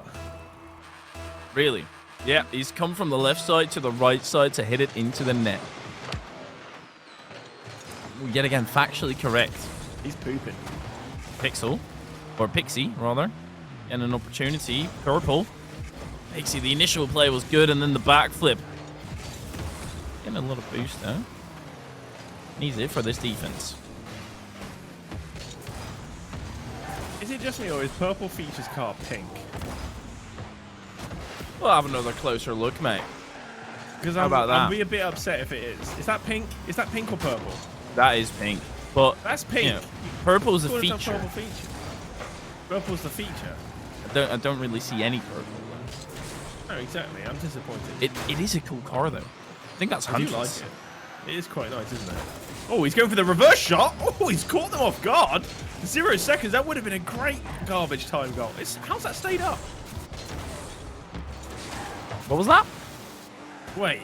All right. On my screen, it says 0 seconds. I got baited. You're wild. I mean, on everybody's screen it does.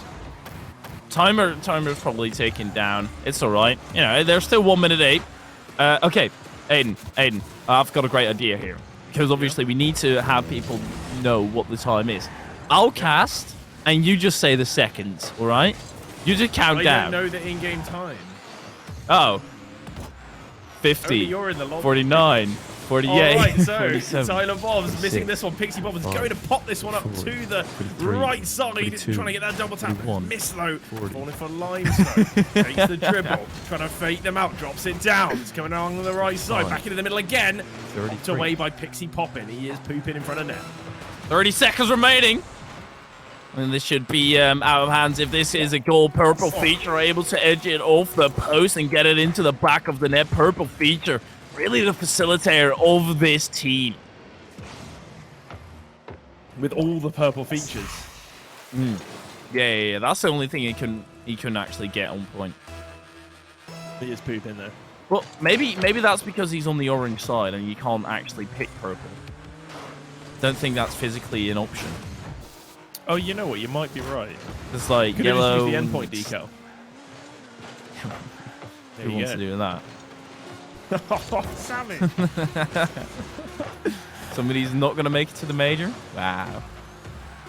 Ooh. Well, this is going to be another 3-0 for Double Dribble. They're consistent. Consistent with the result. Dominus consistent as well on that matter. They might not be scoring any goals, but they are consistently as bad as the time before. Well, you almost slipped up there. Yeah, they're consistently garbage. That's what you were going to say, huh? They are consistently trash. No. No. It's the first game. It's the first game of today for them. They might need a little warm-up. We've seen it earlier. We've already established everything that could happen in that first series, and nothing really counts in that matter. No, exactly. They are still warming up. And honestly, I can't really talk because I think these teams have already come further than I ever will in Rocket League. So if I ever do say that someone is playing bad, I'm just comparing it to like Monkey Moon. So that's everyone. Except me. Except Hypheria. He's better than Monkey Moon. That's why he doesn't play Rocket League. It wouldn't be fair for everyone else. Yeah, exactly. The reason I retired is I got a very personal email from Psyonix, and they were basically begging me to stop playing because people were ruining the game. player It was experience. too unfair. Yeah. People are refunding our free-to-play game. Hypheria, can you please stop? Yeah, I've had to give out a low tenors, but you know I made more than enough prize money back in the day, so don't Source trust me. Oh, trust you, we will, and hopefully we can trust Dominus to make this one a little more exciting. 2-3 nils back to back, and we're getting underway very quickly with some purple features. And Limestone, mostly passing that along off the sidewall. Purple feature quick on the trigger, and that's going to be their first goal. 13 seconds in, really seems to be that purple feature and Limestone. They're the rooks of this team. Daromas, he's just having a grand old time. Also got a title, Season 3 Platinum Tournament winner. So he's just casually strolling with his mates, and that's we already talked about that plentiful today. Just having fun is so much better. Yeah, I mean, I don't even have a tour. I've never won a tournament, so I don't have any level of tournament title. So I respect it. Yeah. Hey, you gotta respect the hustle they're putting in, and it is one of those things, right, where if you play with high-ranked people, you usually rank up quicker. That's a phenomenal bump, but unfortunately it's not on target with enough power. You kind of stop making those mistakes because you can respect your teammates more. Yeah, it's true. It's always, you know, you say it yourself, it's a good opportunity, like especially Rocket League is like a learning opportunity to improve when you're playing at a higher level. And I found that myself, that by not just playing ranked and free play, but also playing in some kind of league, that it makes you a better player. And, you know, not just playing one game and then moving on to the next, you're playing a series, and it's a way different environment.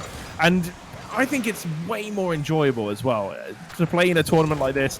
I mean, they also get to, you know, they get to be on the screen, casted, you know, by a very average analyst and a very good one. I won't name the names, but you can make the assumptions. One of them has got a title. One of them has got a title. The other one's got Jackal. Yeah, but the title is not that great. Like you think it's great, but wear it for 2 days and you get bullied. I can't.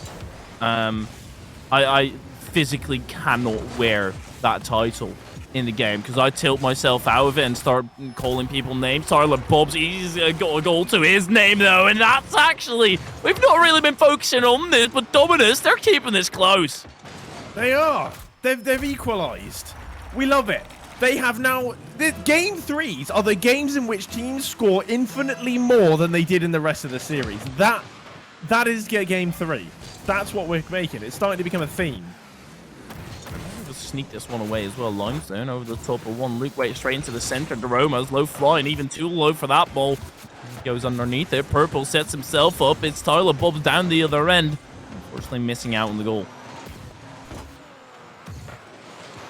Pop long. Will they be able to follow this one? Limestone underneath it. Tries to trap this one middle. That one's pinched all the way back the other way. All the hard work they took carrying it. Was that an own goal? Oh! Just why didn't look for a second. He tipped that into his own net. You gotta make it interesting. That's always what you say when you do something silly. You gotta make it interesting. Great. Aromas are up close. 50 mid-air. High altitude one. Limestone. Towards the backboard. Sets its sails, but he went quickly with punctured sails and not able to go along anymore. He quickly punctured his sails and could no longer sail. Yeah. I mean, it's important. It's unfortunate. You got to be careful when you put up those sails. You can't just willy-nilly put it up how you want. You've got to be careful. There's bits of the boat sticking out. There's some splinters on the mast. You can't just rush these things. You take your sweet time, and you've got to calculate it, feather it, cradle it towards the direction you want to take it.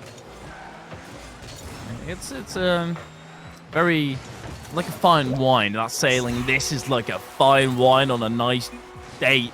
Purple feature rams it home. Yeah, well, he set this one up for himself, and that's a tasty angle. Like he was, I would never score that. No. It's too tight for me. I can't do it. I get the protractor out. We don't have time for that. I don't have the mathematical capabilities like he does, but this does put double dribble back in favor of this game. Dominators are going to have to try and find a comeback. There's about 1 minute left. I know the timer might tell you otherwise, but don't believe the timer. It has proven to be a liar. Yeah, well, we will assume that there is no time, but also all the time left. So the game could really go one way or another. Yeah, hey, it's honestly we're a slave of time, realistically, and we will all capitulate at some point. Well, Limestone is going to score. Yeah. All relative as well at the end of the day. But here we have got another goal. Dribble getting their standard 3 goals a game here. They've conceded 1 this time, though, so it's only a 2-goal lead. Say only. With 35 seconds, I don't think of it as only. I think they still have a pretty big task to mount here. Luke Waite tries to get it started. Limestone is up for it, though, to clear it away. Maybe even a second tap to follow it up. Too far up for the flip reset to continue. Purple feature. Pass back into the center. Tyler Bob will deny him. Oh. I do think it's going to be tough for Dominus to find anything at this point now. It's just a shame because Pixie popping, I was waiting for the moment he'd be pooping. And he can after this series because he is 1-1 now. And that's the beautiful thing. You do have that first game win, or that first series win, rather. And now this is not that big of a deal. You still have 2 opportunities. You need to find your way through twice, but Dominators, they were getting dominated in this particular match. Yeah, they set themselves up, unfortunately, for that poor pun in which, yes, we are the Dominators. We're the Dominators, but we get dominated. I don't know where I'm going with this. Anyway, we have concluded our round 2 game, and that then puts Double Dribble up onto 2-0 in the tournament. So they're actually just 1 series win from reaching the knockout stage. And do you think they'd be able to hold off, for example, 1 RL main, 2 Val main? No. Well, maybe because it's always so tough, right? We're trying to gauge their level in a series where they have the upper hand, and we already saw it against Open Book. They're going to start styling a little bit. You're not really showing your true self. You're not showing what your best level looks like. So it's still up in the air. Well, up in the air are some of the other results in round 2. But we have seen that 2Potatoes1 Pro have won their second series, so they go up onto 2-0, and so do infamous Swansea. They won 3-0 over GCSL's 2. So those are our 2 teams on 2-0, along with Double Dribble FC. For the rest of the results, we don't quite have them in just yet. So while those come in, we will take a short break, and we will see you back here very shortly for round 3. Making decisions often means choosing one or the other. With an apprenticeship, you can do both. Apprenticeships are a genius decision. You'll get qualifications, hands-on experience, and get paid to do a job you love, all whilst learning from industry professionals. If you're leaving education or thinking about changing career, find an apprenticeship near you. Search Apprenticeships Wales Genius Decision or call 0800 028 48 44.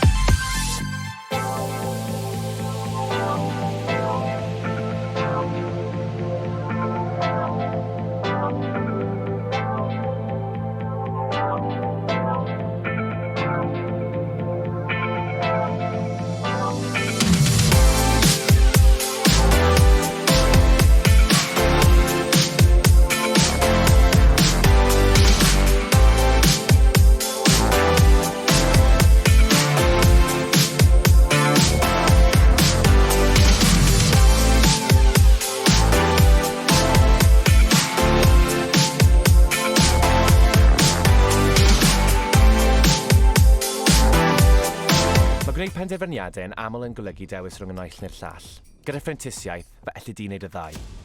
Mae prentisieithau'n ddewis doeth. Bydde di'n ennill cymwysterau, profiad ymarferol a chael tal i wneud gwaith sydd wrth dy fodd. A hyn wrth ddysgu gan arbenigwyr y diwydiant. Os wyt ti'n gadael byd addysg neu'n meddwl am newid gyrfa, chwilia am brentisiaeth yn dy ardal di. Chwilia Prentisiaethau Cymru Dewis doeth, neu ffonia dim 800 dim 28 48 44. Hello and welcome back once again to Wales Esports Wales. We're here for the Welsh Apprenticeships RL Invitational, and we're on to round 3 of the Swiss stage. And our next game is going to be Welsh Farmers Only versus Infamous Swansea. But before we get to that, Hyperia, how are you finding the game so far? I'm finding them to be, how do I say this in a nice way? People getting clarted and obliterated, and their parents and everybody's watching, wiping away tears at their loved ones getting swept off the face of the earth. That is harsh. I thought I put it pretty nicely. I think you focused a lot on the negatives and not on the positives, because there are some teams that are having a lovely time and they are celebrating their points and their wins as they progress on through this tournament. And of course, it's the weekend. It's a Saturday. What better way than to spend time playing Rocket League or watching Rocket League? So just to have a look at the Swiss stage bracket, we've got it up in front of us right now. We can see some of the results around the table. 2 Potatoes 1 Pro, that's 2 wins on the bounce, and Infamous Swansea will be joining them there with Welsh Farmers Only and Double Dribble FC. So our 2-0 games are Welsh Farmers Only versus Infamous Swansea, which we will be following, and the other game happening at the same time is going to be 2 Potatoes 1 Pro versus Double Dribble FC. So 2 Potatoes 1 Pro, that's the team with Tampa on it. How do you think they're going to do against Double Dribble High Fury as we saw them last time out? I feel like they're gonna have a bit of space, and they just need to focus on shutting down Tadpole, because we don't really have any information on his teammates, whether they're going to be at the same level or slightly underneath it, or just some real life mates that he likes to hang out with. One of them is apparently a real life farmer, so he could have joined a different team as well. He had his options open for him. He could also join Welsh Farmers Only. He did have his options open for him. He's got a nice little CV running there for himself. But what is interesting to point out is the first series that we cast today was 1 RL main, 2 Val main, and against Lost RL. And Lost RL had a little bit of a comeback in that game in Game 3, and then they couldn't quite push things over the line in Game 4. So it was 1 RL main, 2 Val mains, aka Open Book, that went on to win that series. But they actually lost 3-2, went all the way to Game 5 against Welsh Farmers Only, and for that reason, I think that this game coming up could be really, really good. Welsh Farmers Only versus Infamous Swansea. Before we get into the game, Hyperia, based on the logo alone, who do you think's winning? Well, Swansea is more professional, but we've seen today that the worse the logo, the better they usually do. So Welsh Farmers Only are probably going to take this home, and there is some factual information to back this up, so stick with me. I'm not just chatting out of wherever cavity. We do have information on Swansea. They have played in NSC, the British Esports League.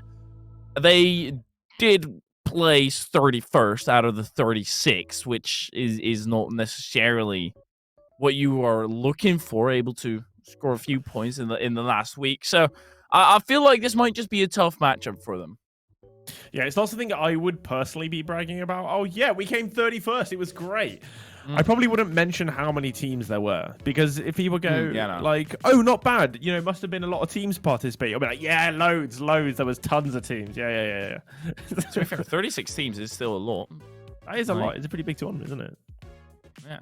And it's even doing work out here. But, they're going to have to put in the work as well. That previous game of Open Book versus Welsh, I'm a bit sad that we missed it, but we do get to have an opportunity here today, or right now, to look at the Welsh Farmers Only at least. Yeah, absolutely. I mean, I don't know. I think this matchup's going to be close. I'm leaning towards Welsh Farmers based on the logo alone. I did like the logo. I thought it was wasn't professional enough to be a professional logo, but it had some thought in it. You know, there were some good paint skills, and I can always respect some good paint skills. Yeah, they could also just say, no, we won't provide a logo, and they've got that boring old logo that you don't want to see. But here we go. Game number 1. Swansea versus the Farmers, or the Swans versus the Farmers, and that has been a perpetual battle going on since the dawn of mankind. Oh, the Swans versus the Sheep. It's always been a big battle. I mean, 2 majestic creatures, one protected by the queen, one that runs around in massive herds and flocks. You know, you never know which one's going to come out on top. You never know. And we don't know right now. You also don't know which is protected by the queen and which is running around in a flock. Could be swans on both answers. Could be pigs, which are irrelevant in this series, but it could be sheep as well. I'm looking forward to Gump though. I do have history with Gump. I say history, but I'm familiar with him rather. All right, well, then I am looking forward to seeing what Gom can pull out of the bag. We saw some very pretty looking plays in the first series we cast today with Booker making some really nice plays. Dolfinio as well with some great mechanical prowess. And I'm wondering if we're going to see some more of that today. Right now, reaching that 90-second mark. Will the floodgates be opened here in game 1? Gom off the sidewall towards the net, just off target. In close, breaking that deadlock. This is that first game where they're still in that trying out period, seeing what they can manage, and then pass back by NXT. It's a dangerous one. They need to be careful with those. NXT now rotating back. Bensi getting it over the top of one once they have the follow-up. Tries to pass it along to Gunn, but it will be stopped by NXT, who's been bold chasing the entire way through. Kiza, good recovery to continue the air dribble, but will ultimately fall to the hands of Fab. Do we think it's Kais or Kisa? I usually go with Kize, or Kisa? usually, but I feel like Kais, it just, I don't know, just doesn't feel correct. Yeah, it doesn't feel right, does it? I'm with Kisa as well. All right, same with NXTJC. How do I put NXT. NXTJC? Next, I'm just going to call him Next. Yeah. Oh, Next. Yeah, that's Sysgod. Also, Fab. Boob. Goal. No. What? How? Boom, goal, what? No, how? All the words. Everything with a question mark after it, and an exclamation mark from Hyveria. Bensi now up in the air, putting this one towards net, but it's a little too slow to trouble Next as he batters that one back away down the other side. But Gomes going to ping this one back towards the backboard. They're testing each other with a lot of long balls, no intricate play, not really finding teammates here. It's sort of hit and chase. And I do find that can happen quite a lot in game 1s, as they're just not quite sure what their opponent's playstyle is going to be and how good they will be. Both teams looking nervous really to commit too many players forward at a time. Next, he's passing that off to the backboard. Sysgod, he committed forward heavily. Is he going to be able to get back? It will roll off the backboard, and does get a touch. Gump spiking it down. Be intercepted by his opponent, Bensi. Taking it to the skies. Gump still passing option. Indeed, Kiza passes it along to him, but Fab, he's got his reading goggles on, and he's into the brain of Farmers already, knowing that that was going to happen. I love how Swansea are playing, though. The long balls over the top are more of a thing of security, right? If you just boom it clear, big chance that you're not going to concede directly afterwards. No, exactly. I mean, I think that is something that teams do when they're not quite feeling comfortable yet. They're not feeling confident in their plays or in their touches. They don't want to make an early mistake. I feel like game 1 and game 5s are like the 2 games of a series where teams have played the most sort of hesitant. They haven't quite come out of their shells. They don't want to be the first team to concede. You don't want to be the one fighting your way back. And that's when they start banging the ball, and no real plays happen. You don't get to keep control of the ball. You don't get to create. You kind of just hope that the other team makes the first mistake. And that's what's happening here. And neither team's really making a big enough mistake to be punished. To make matters worse, apparently it's pronounced Nat. Nat JC. And the X is actually an A. A lot of people I've seen do this, but usually it's a bit more clear. Gump, can he fish this out? No, he can't, and isn't that to pull it through? Well, Nat does finish it off, and I disagree with how his name is supposed to be pronounced. Same. I'm too boomer for these X's and extra consonants in the names. You know, before it used to be loads of extra vowels, just I at the end of a name or something, and now we've got extra consonants. I just can't do it. I'm getting too old for this hard to Yeah, man, same. And well, Farmers Same. need to freshly goal here to facilitate a comeback, but it seems like Swansea are nicely keeping this into the opposing half. Gump somehow able to keep it up. Bensi far forward. Nat up for it. Gump. But that might just be on target. That is Gump! 0 seconds. That's crazy. And they really did take their time, didn't they, these teams? You get 2 goals in fairly quick succession, and what a goal it was! On 0 seconds to equalise in game 1, Farmers realised, oh, we actually have to do something, and they did it. That is a ridiculous goal. That's out of this world. It might have not even been one had he just left it. Kiza into the attack. First touch going wide, and Gump going to try and right his teammates wrong. Double commit on the side of Swansea.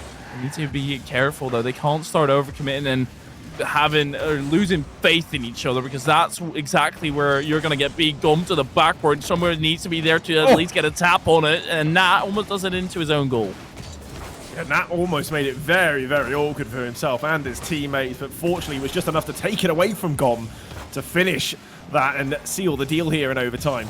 We have managed to surpass the 8 seconds that we had before, but at 42, Nat will put this one into the back of the net and clean it up for the Swans. They take game number 1. You see Kiza there on the left side of the pitch in the back corner. Going for the boost in spawn, caught in no man's land, not able to get back in time out of rotation. And even after that ridiculous 0 second tie-up, Farmers still end up coming short, and Swansea are able to punch their ticket to that 1-0 lead. But it is only the 1-0 lead. It is only that first game, and Farmers do have time to try and figure out now, try and see what works to counter Swansea. Yeah, you know, we came into this not really sure who would be the better side, and it's very hard to tell. You know, it's such a close game for so long, and we were talking about the long bangs to the backboard, that no one was really taking control of the game. And as soon as one goal came through, you saw the risk coming out, you saw the more desperate plays, but also the better plays coming out, and that gone with that goal, it could be goal of the tournament right there. Unfortunately, it didn't carry a lot of value, as it couldn't take game number 1, but best of 5, there's still a lot of room to play around with, and I'm sure the pressure isn't quite mounting on the shoulders just yet. Fab, 60,450 goals against Gum's 44. Gum, step up your game, mate. Come on now, that's terrible. Oh my, he's getting demolished. I have never seen 60,415 goals in a Rocket League game. You know when Sunless Khan did the longest Rocket League game ever, and I'm pretty sure they didn't score that many goals in that one either. We do apologize. We're having some technical difficulties with the stat screens. Yeah, the new game already started, so it probably just completely corrupted, and it had a Fritz moment where it just could not think properly. It is only a program. Nah, he is programmed to score, trying to do so, but Gump has to forcefully stop him. Forcefully stop him, he did. Fab just taking this on all the way over the other side just to find Nat once again. Swans coming out of the gate, raring. They are on fire at the moment, and they just want to burn the Welsh Farmers. Wow, Nat happy at the back to clear this one back downfield. Has a bit of time to control. It's 1v1, 2v1 even. They haven't made the most of it, and it's a great interception by Keita to halt the attack in its path. Farmers might just be able to extend here. 50 on the sideline. Kize able to pop that up to the skies and trail it thereafter. Flip reset. Maybe that was Landa, but at least Fab will be floating in the air like a beautiful plastic bag. Going out to the side. Kize is in his way. Rotation was Bensi. Does have boost. Let's see whether Kize actually rotates in. He does indeed. Bensi wants to get that clear away, but it's Fab to the backboard. Like a beautiful plastic bag. Mm-hmm. Katy Perry, shout out. Oh my God. Yeah. Katy Perry is going to get a lot out of that shout out from me. Oh yeah, no, she's struggling lately. The High Furia shout out on the Esports Wales channel, that's gonna really make a career. Yeah, no, absolutely. Hey, she might put out some bangers now. I mean, she might tag you in a tweet, just like Musty got tagged in one by Addison Rae. I recently watched a movie of Addison Rae. It was about what you'd expect of it. But actually, it was dreadful, but it was a good type of dreadful. Oh, this is dreadful for the one side, but Kize, that's a phenomenal shot yet again. That's just fantastic. Well, Sam HD in the chat says, let's go, Nat. Carry the Swans like you carried me to champ. And right now, he's carrying the Swans away from the lead as he completely missed the save from Kise. It just opened up a little bit too much for Kise in the midfield, and he did only what was expected of him. He had to finish there. Gorm is going to force this one through. Oh, and again, another banger from Gorm. When he scores, he does make it look good, doesn't he? He can always hug the ball if he doesn't get a date for Valentine's Day. That was a brilliant Gorm, showing his skills, his improvisation, right? Because a standard play would probably be try and score. This is thinking a step ahead, realizing what your opponent might do, and then you do get a return kill, a return goal purely because you missed the ball. I'm speechless. In the first game, we took almost the entire game to get just one goal. And now we've had 3 in the matters of seconds. And it really can just be like that, Rocket League. No game is the same. And this one is very, very different. It's one of those ones where in other esports you have rounds and you have a bit of time to regain in between those rounds. Here you can see the goal and you've got about 7 seconds if you watch the replay, but usually watching the replay is even more infuriating. NXT trying to extend his stay in the air, using his flip, not going to be able to score. So in that regard, it is a very interesting experiment to see how momentum-based this game can be at times.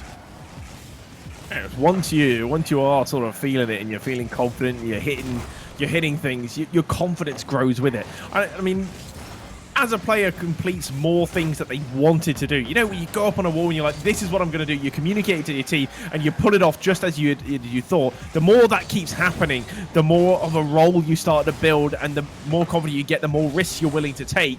And that's when a team is fully playing to its potential. And you see that coming out as Farmers are improving as time has been going on. Swan's been looking the better side for the majority of the first game. They took that over time as well. Farmers putting the pressure on now as that one's kept out well by Nat. He's doing a lot for Swansea. And I'm not sure if that's going to be a problem, that he's been relied on a little too much. I love your point about the momentum, though, because it is entirely true. There's cases where you build up momentum, but the interesting part about it is that sometimes it seemingly comes out of absolutely nowhere, where all of a sudden the team is getting absolutely clobbered 2 games in a row. Something clicks, something switches within them, come to the backboard now, not able to prevent it. But something switches, and all of a sudden they're on. They're dialed in, they're demolishing in the reverse sweep or whatever. So that's why momentum is so ambiguous and interesting at the same time. It just comes to, it's just your mood in the end of the day. If you're stressed, you're not going to be playing as well. You're going to be rushing things, not going to be taking your time. So you start to enjoy things a little more. It seems like time slows down and you can bend the ball to your will. Gom here doing exactly that. He's got the flip reset as well.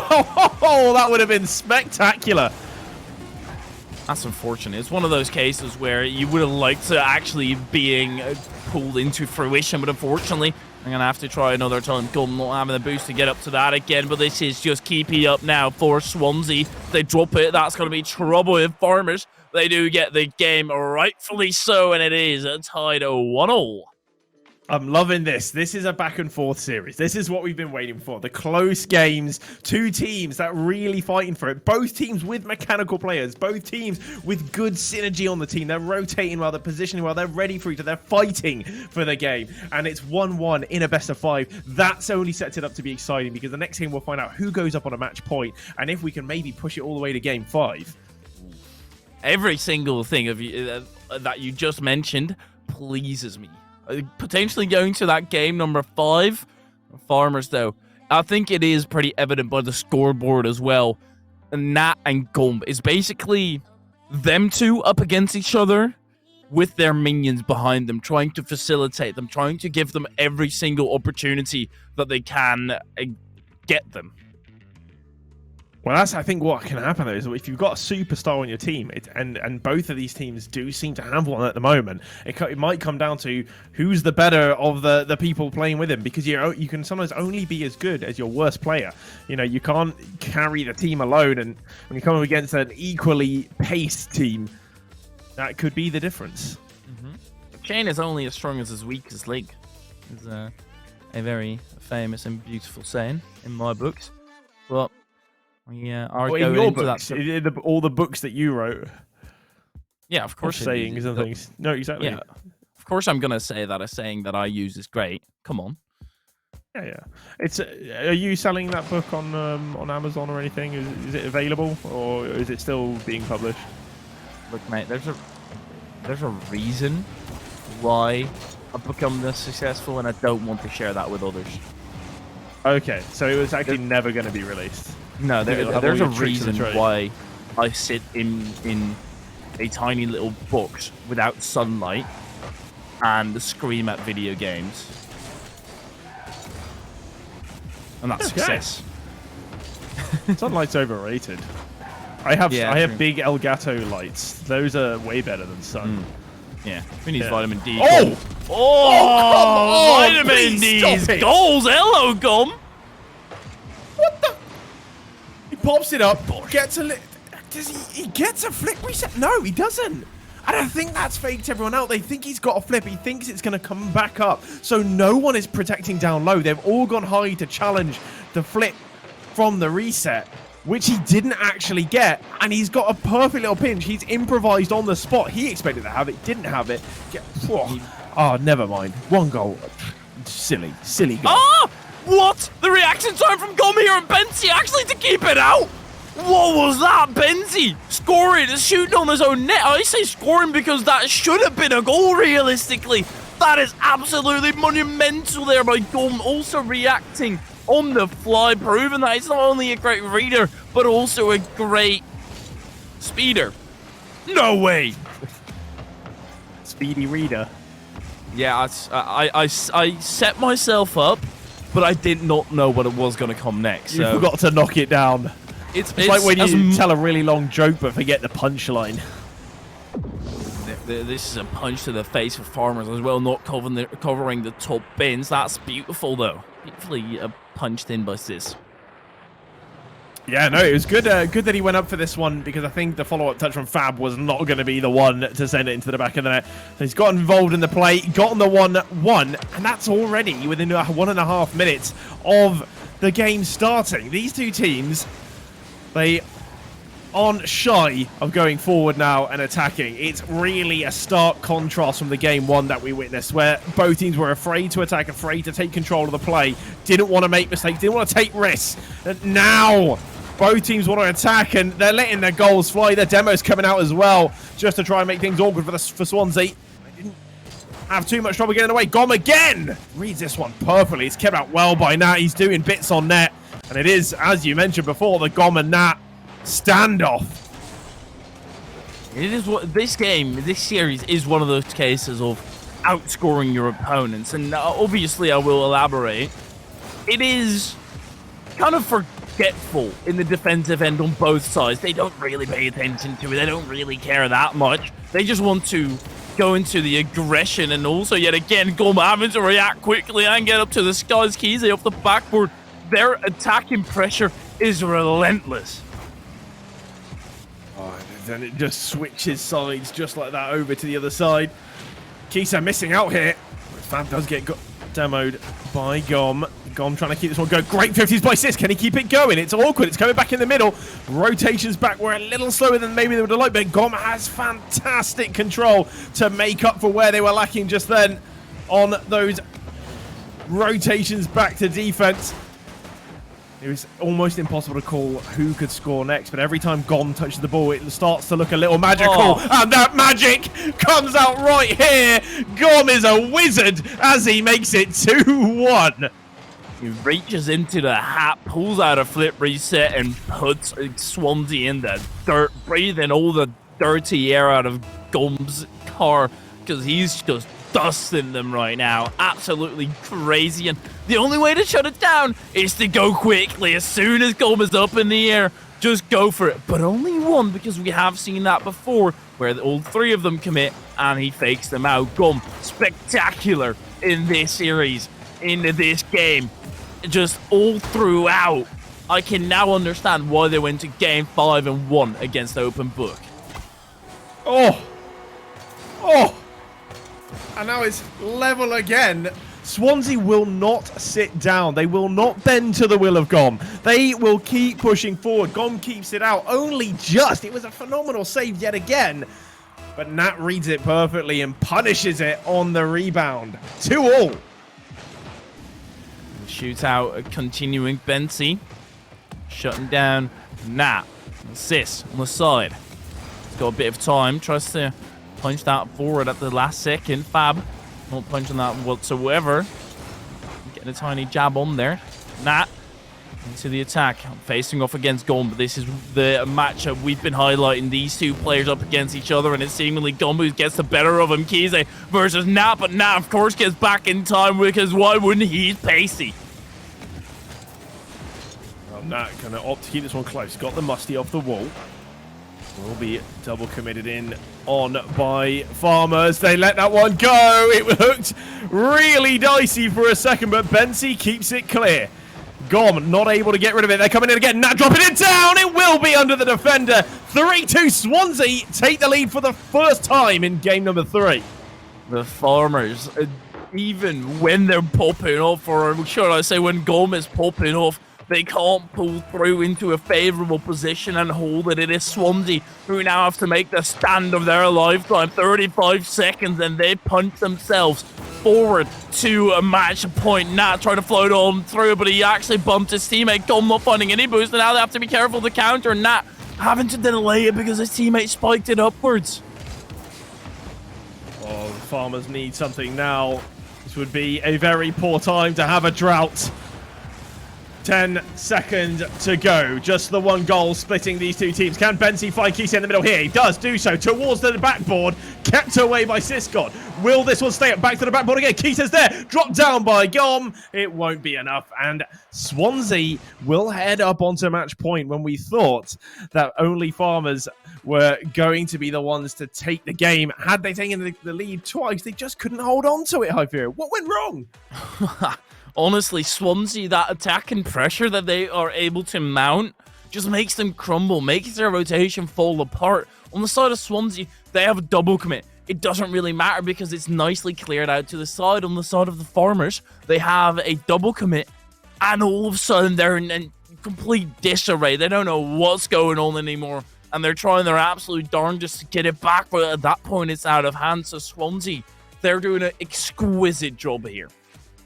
No, I have to agree with you. The pressure from Swansea was phenomenal. They were just exhausting all of the resources that the Farmers had. They couldn't push out easily. They couldn't get control of things, and they were just penned back. And I think perhaps the only reason why Farmers scored twice was not just because of the prowess of Gom for the phenomenal plays that he created, but because they do commit a lot to those attacks, which does open them up for counter-attacks.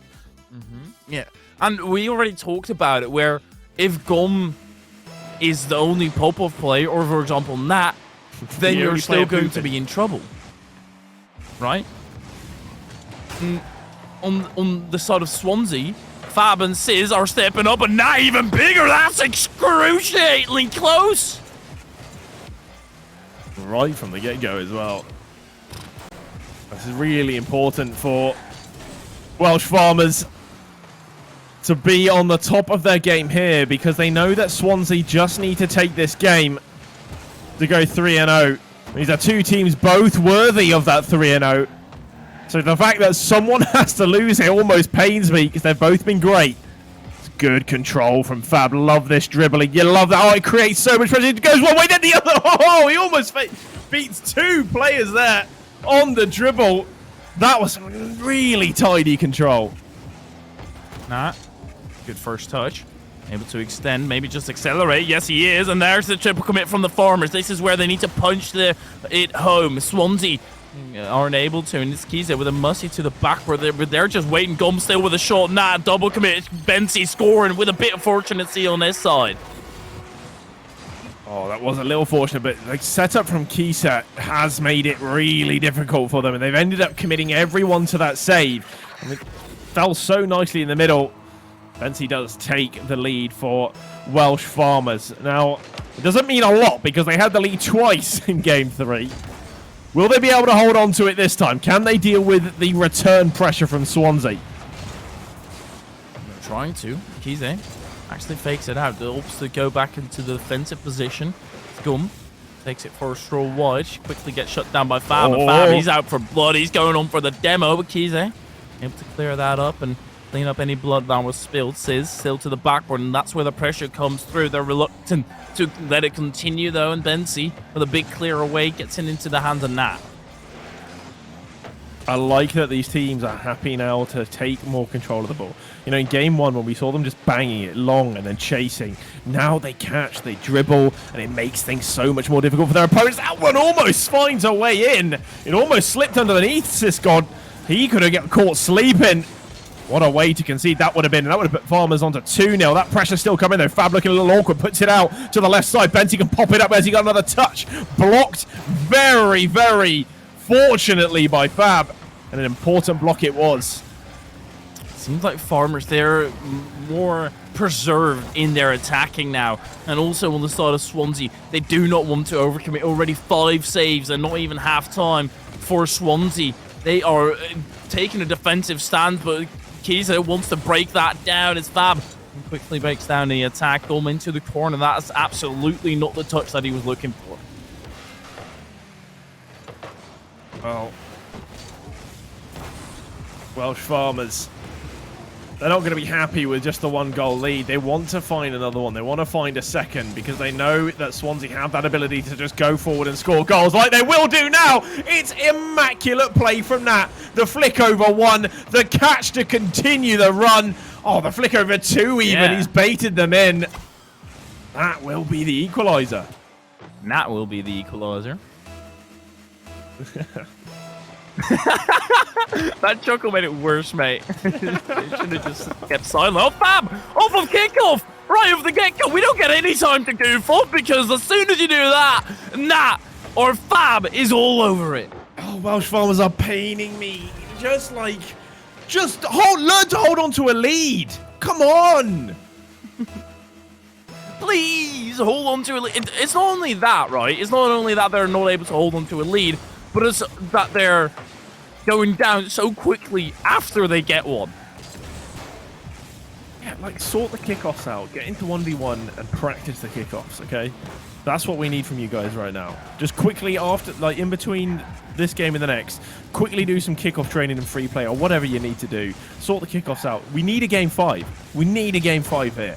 I'm asking for it. Gone with the long shot. Just wide. Kept out by Fab. Comes middle again. Key says they're looking for the double. Nat is all over it. He didn't have much boost or any at all in his tank, but he managed to flop around like a fish out of water and gets all the important touches he needs to keep them in the lead. Easy. Wasting a lot of boost there. Gum has to clear it away, but look at Swansea. They're just waiting for the long clears over the top, and that's the adaptation that's coming through. Nat now to the backward. Important touch by Benji. Kize clear away. Gum jump dives in. Benji is awkward. Says might just be able to bury the game here. Fab wants to attempt it as well. Wants to be the hero, but now Nat needs to come up big in that defensive end. Gum forces it through. Benji respects it, and we are yet again looking at a tight game. I love how close this series is. I mean, even if Swansea do take it 3-1, it wouldn't do any justice to what's happened on the field. Like, it is so close. It's one of these series that you could replay it over and over and over again, and it will continue to be this close. And you would, if you played this series 10 times, you'd probably never end up with a winner. You'd probably end up with 5 series to Farmers and 5 to Swansea. And that's what we love to see. It makes it so much more exciting. Gob taking a shot. Could be in. It is. It will be 3-2.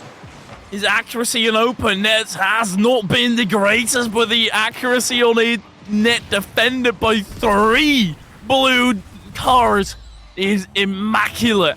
And Farmers, they take the lead yet again, but we've already said it, Aiden. They're not great at holding it, but they need to make a stand. They need to make a point here. Sis already wants to tear down the wall. Oh, Farmers, can they take it to game 5? They just got to keep this ball close, keep it on the ground, keep it low, don't allow Swansea time on the ball, but the Siscon pops this one across net. Gom will punt it wide. Keeps it close, down on the wall. Will he get to 50? That's going to take it all the way over to the other side, but Siscot's up faster than a rocket, and it gets tapped in by Nat Farmers. They cannot hold on to a lead. Akiza and Benji tying up together, both in a train, and Benzi, the only one with boost, it seems like, bumping into his own teammate. That is an unfortunate rotation, and Swansea, they've been able to tie it back up. Benzi, it does roll this way, but he's reluctant to go. It actually goes off the ceiling. Gum, he's just going to go onto the defense and realize that that is not a favorable position, and we do have overtime with Farmers. They're the ones under the gun. It just makes me so nervous because... Oh, don't have to be nervous anymore, baby. What? I said it made me so nervous, and then I went silent because I saw it all unfolding in front of me. We do get the game 5. We do get that game 5 indeed, but that was a spicy one. Farmers having to fight for it. That was not an easy to come by win, and that surely shoots up that momentum going into game number 5, and this would be for the 3-0. If you go 3-0, you're 100% through to the next day. I mean, it's ridiculous, isn't it? Because it feels like we're in a final right now. Like, this is round 3. Like, this is round 3 of the Swiss. We're not even day 2 yet. And these teams are going at it like they're playing for everything. They are. To go through quickly and to try and prevent this kind of matchup in that first round of playoffs where it's single elimination is massive. You want to get through and get that number 1 or number 2 seed. Well, I could not call it either way. I would not want to predict this because it is too close. Oh, I'm just so happy that we got the game 5. You know, that's all I'm happy about. Is we got our first game 5 of the day. It genuinely is yet another case of Gom and Nat doing exactly what they were before. And now it was Bensi and Kize who stepped up to the plate, whereas Swansea, they couldn't really perform. And now the pressure comes through. This is where Gum starts to get into his element, being in so many of these scenarios. Game number 5, it is to be 3-0 in the days. Farmers versus Swansea. It's going to be a knockout punch to try and finish this one. Kize will prevent it. The Welsh Farmers kickoffs are just like, they make me bite my tongue every time. Like, I cannot deal with the fact that they almost concede every time there's a kickoff. Nat immediately looking dangerous. And now he takes it off of his teammate, punts it high. Kisa can only drop it back. Nat he's working so hard. I don't even know how he's getting to these balls. It's like he's got the 200 boost DLC. Yeah. He's got some extra tank space, or just the entire Saudi Arabian oil field right underneath. Whichever works. Gom trying to snipe the angle, but that read is incredibly difficult, and it will prove to be the case. Nat with a nice extension forward, though. Oh, nice touch from Cisco. Just pop this one up. Fab was up with him. It's a good interception by Kisa. Wanted to keep them out. Gom now from the backboard. Can he take it all the way across? Fab couldn't keep it away. Looked like he wanted to pinch that one down. Could have been reminiscent of that beautiful fake out he had earlier. That pinch into net. Midfield battle, though, taking it back over to the other side. Nat, look at that backboard.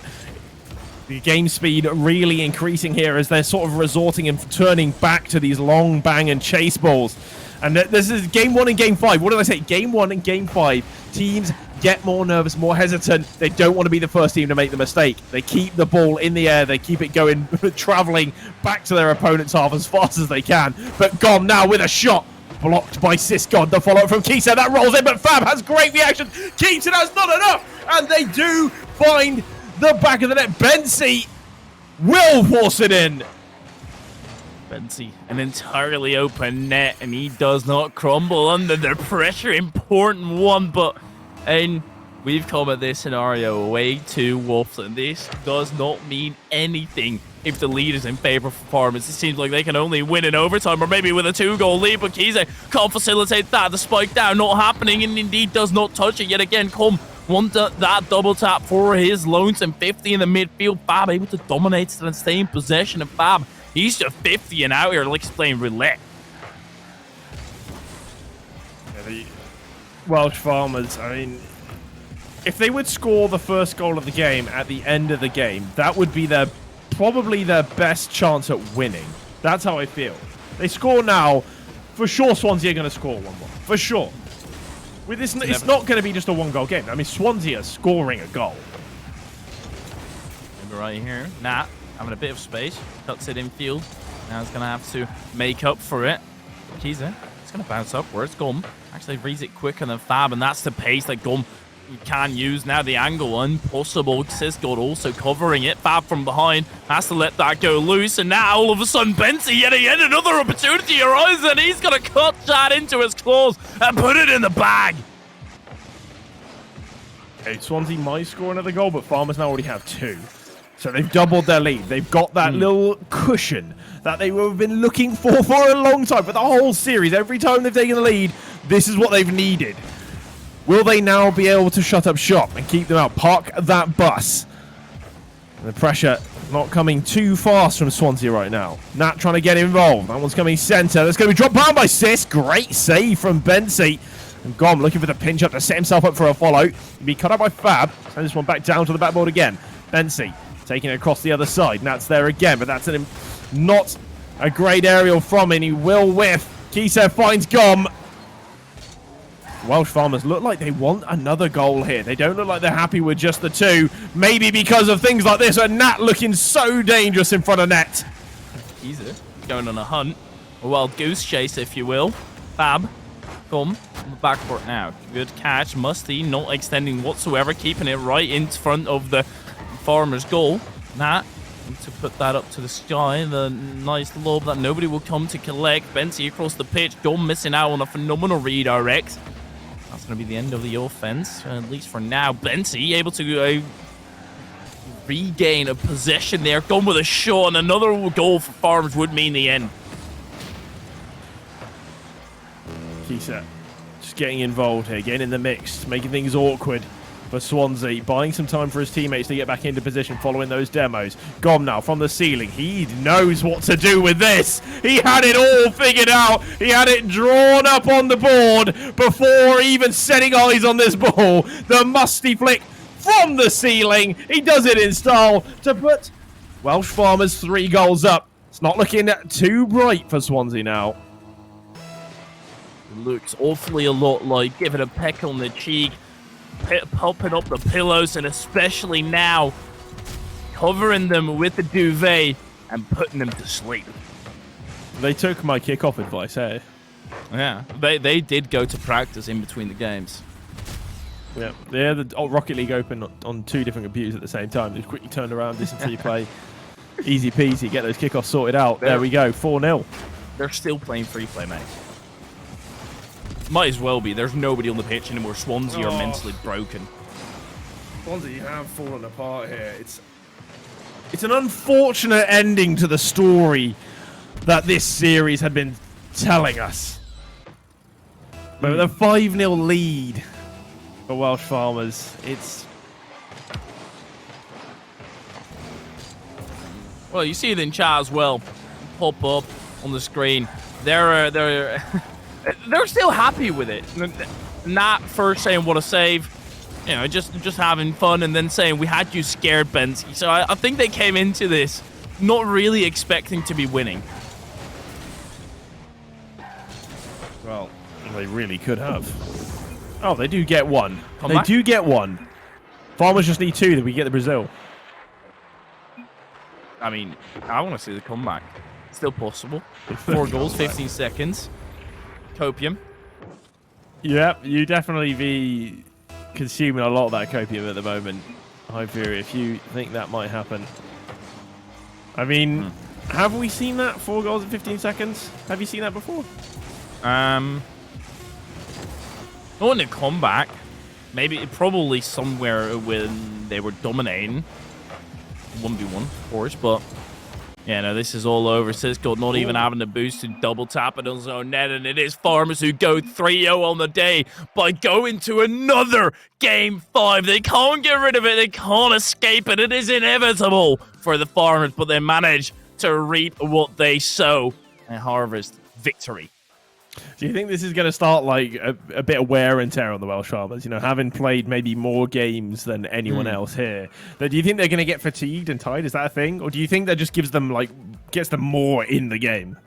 But they can start goofing off now. They're through. They don't really need to worry. There's nobody really able to overtake them. And even if they get one more loss or something, because I do think that everybody is playing out the entirety of the Swiss bracket. So even if you are 3-0, you still are going to have to continue playing. I do think it's worse for Swansea, though, because they also face that wear and tear, but they also face the emotional damage of not actually winning. Yeah, that's true. Well, we can have a quick look at some of the results that we had in round 3. So, as you said, Welsh Farmers are through 3-0. They will be joined by 2 Potatoes 1 Pro. They also 3-0.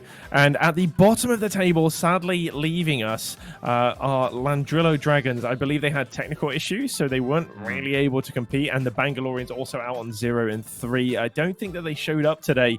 So... Well, those 2 teams that have gone out with not really too much of a surprise. And there's a lot of teams still that need to battle. Lots of teams are 1-2 and lots of teams 2-1. We will find out who we will be following and covering next. Will they be going out or whether they will be booking themselves a spot in day 2 after this break. Making decisions often means choosing one or the other. With an apprenticeship, you can do both. Apprenticeships are a genius decision. You'll get qualifications, hands-on experience, and get paid to do a job you love, all whilst learning from industry professionals. If you're leaving education or thinking about changing career, find an apprenticeship near you. Search Apprenticeships Wales Genius Decision or call 0800 028 48 44.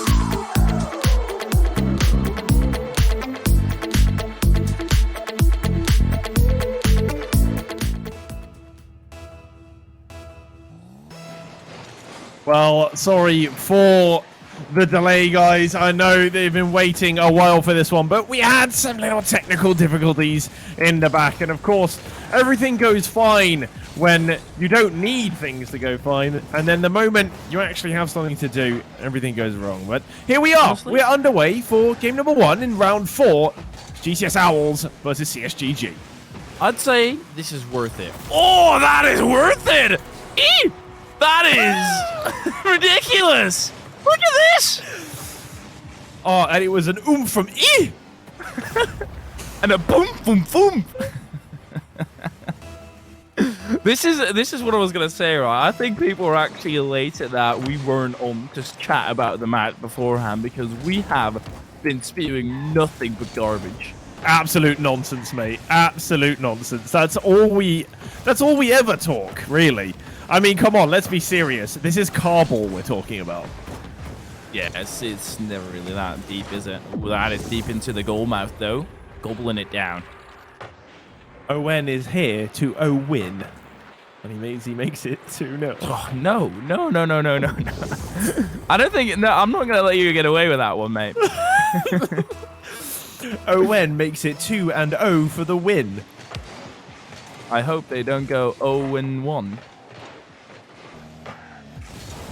That's terrible. Alright, well... Burnt your crisps. No, I'm not going to go towards Ash. That's too easy. That's too evident. That's what a recovery and a half. I'll... Look, I'm looking at this, right? And I see somebody pressing a button and the entire building getting blown to shreds. X-Beta just sent Ash all the way back to Pallet Town with that one. And it's 3-0 for GCS Owls. Yeah, no, it's going quickly, getting rapidly out of hand. Rapidly, indeed. This is probably the highest scoring first couple of minutes, game 1, that we've seen of the tournament so far. And we thought it'd be a lot closer. Both these teams are 2-1. But CSGG just don't seem to be fully up for it right now. GCS Owls, I don't know what maybe they've got the extra Monster Energy drinks or Red Bulls or whatever it is. I don't know, but, time is getting on. It's getting later and later into the evening. 8:30 now. And CSGG seem like it's nap time. It's them getting put to bed. It's as simple as that. CSGG, they need to wake up quickly. Otherwise, this series might already be out of hand before it even really started. Owls are dominating the pitch, and I don't know. It feels like there should not be this big of a difference, but they just keep on scoring. They just keep on tearing through, hammering it home. Yeah, it's there's no heated weighted blanket here for CSGG. I mean, this is a cold, hard mattress. Maybe even the floor. Outside. In the rain. On spikes. Not even a starry night, just clouds. Wind. Dodgy looking dude going by. Not sure if you trust him, sleeping with one eye open. Of course there's going to be clouds if it rains, mate. It's just... I'm just painting the picture. That's a machine. Right now, GCS is the machine. I mean, look at this. They're machining their way to 5-0. And this is the longest we've been without a goal now. I think this is the longest period of play where GCS haven't scored and eat it to the wall. Back into the middle. Demo's coming out. Come to a agreement about how we pronounce E's name. How? I don't know. That's what I'm trying to debate right here. Is it E? Is it E? Is it I? Yeah.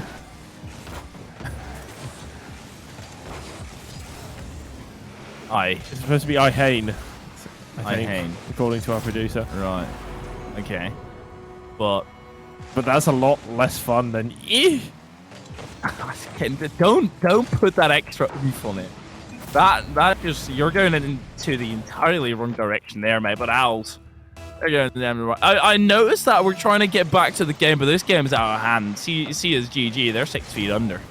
What's the biggest scoreline you've ever seen in a tournament game that you've casted? Ooh, I think it was 23-2 or 25-2. One of those two. I'm just so confused about the two. When you're that dominant, how do you let anything go in? Like, how did those goals happen? Were they good goals? No. It's just them overcommitting massively because, well, they're up 23-0, and E puts 7. I don't even think we need to mention the scoreline anymore. No, it's just, you overcommit, you concede on the counter, and it's like whatever, right? Yeah. The problem is when there's a really one-sided game like this, you think, oh, it'd be over and done with quite quickly, but you forget you've got to watch about 43 replays. Yeah, exactly. Like, we already have delay. This isn't adding on to that. It just makes it worse. It's going to end up being longer than a Game 5 overtime. Yeah, even though it might just be a sweep. It's ridiculous. How amazing would it be if CSGG just turn it around now and they just win every game 4-0? Imagine. Sols, hey, we were trying keyboard and mouse this game. We'll go back onto the controllers now. I've had it happen to myself before. I was playing in a community league. We won the first game like 7-1, and then we lost 3 straight and lost the entire series. That's painful. Because to be fair, CSGG, they have had a lot of time to forget about the game and move on, right? I mean, I don't think they're going to be forgetting about this one for a while. Yeah, so we entered a Rocket League tournament and we played on stream. We got casted and we lost the first game. Well, I don't even know what they're going to lose the first game by, but currently it's 8-0. Yeah, it's wild. It's wildly getting out of hand. Maybe they even told their parents to come and watch them. If you're a parent of any of the CSGG childs, I'm sorry to inform you, they have deceased in this series, in this game. They're popping with an extra O. No, not even. They're the toilet at that point. Well, 5 seconds left on the clock. CSGG may just have one opportunity to turn this all around. But it gets taken away. But no, I can't even. That's me. I was questioning why are you trying to build hype at the ball just dropping to the ground and an 8-1 scoreline. Owls, they've absolutely obliterated their way through a cannibal straight to the gut of CSGG. But now they need to glue that back together and prepare for game 2. Yeah, I mean, I don't know what to say. There was 16 shots to 4, and CSG only saved 3 of those 16 shots. It doesn't fill me with a lot of hope. Like, I would maybe say that they could get something out of this series had they shown me something, but there was pretty much nothing. It was all GCS, and I think this is just going to be very one-sided for the next 2 games. I'm a bit afraid as well. I do think it's one of those scenarios, if Owls score that first goal relatively handedly, that might already be game over. Like, CSGG, they can still turn this around. They can still whip it up in their favor, but it needs to be quick. It needs to be rapid, and it needs to be from the get-go and swift. I mean, it's just weird, isn't it? Because I mean, the way that CSGG came through clean sweeping the second roster of GCS, and you would expect them to maybe be putting up a bit more of a fight, because they clean swept High Octane as well, and their only loss came in round 1, and that was against, I believe, Infamous Swansea, and that was 3-1 in that series. And Infamous Swansea, as we saw, really good. They're solid. They're probably top 3 of today. Well, CSGG have been able to hold on for at least the start of the game and able to tone it down and dial it down a little bit for their opponent. E still goes up high and wants to trail it down, but there's 2 defenders in the way. Ash able to avoid the demo. Owen still able to facilitate a play into the center. He goes, the bait is too far out. X-Beta not wasting any of the time to get up to this one. He is there. Wide of the post. Off target in any case. Owen there looking for the double.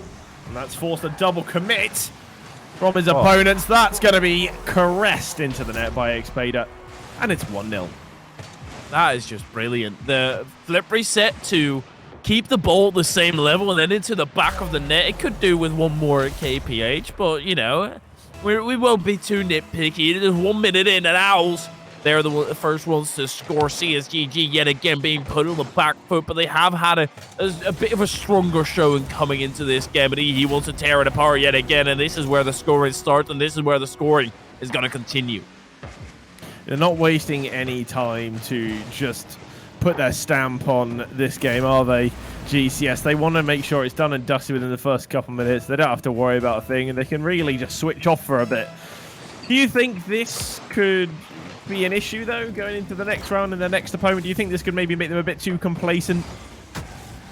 It depends, because if it ends in a sweep, you're still going to have a bit of time to dial it back in.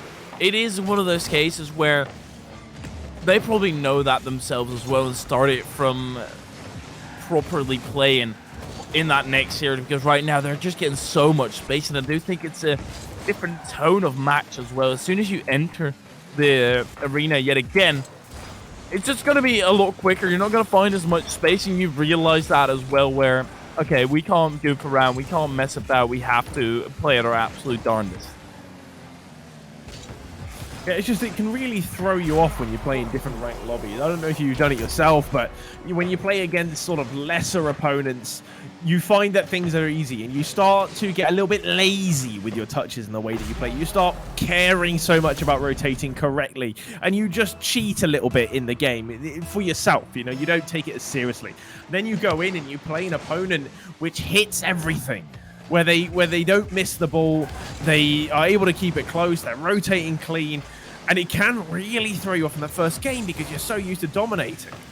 Are they even doing that, though? Are they? Because, I mean, yes, they're dominating, but they're not really taking a step back. Like we saw Open Book, for example, who just started styling and at every single turn. It seems to me that Owls won. They're still dialed in. They're trying to extend the lead time and time again and put them in the dirt. Ash might be able to get the first goal. That was a double commit to follow it up. Oh, was there a boost on the goal line? Still good on the recovery. I mean, it is a good point. They don't really seem to be taking the foot off the pedal, do they? They're like playing as if it's still 0-0 most of the time. Oh, that was close.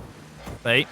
Still trying to whip that up. Taffy shutting that down quickly. Now down to the other end they go.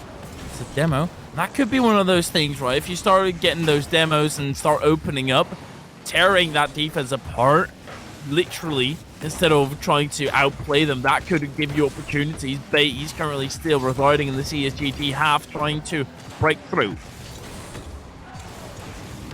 And taking his sweet time getting back. See, this is what we're talking about now, is just that late rotation back, because he's like, well, I'll just sit up here, the ball will probably come back my way again, and I'll just get a cheeky little one.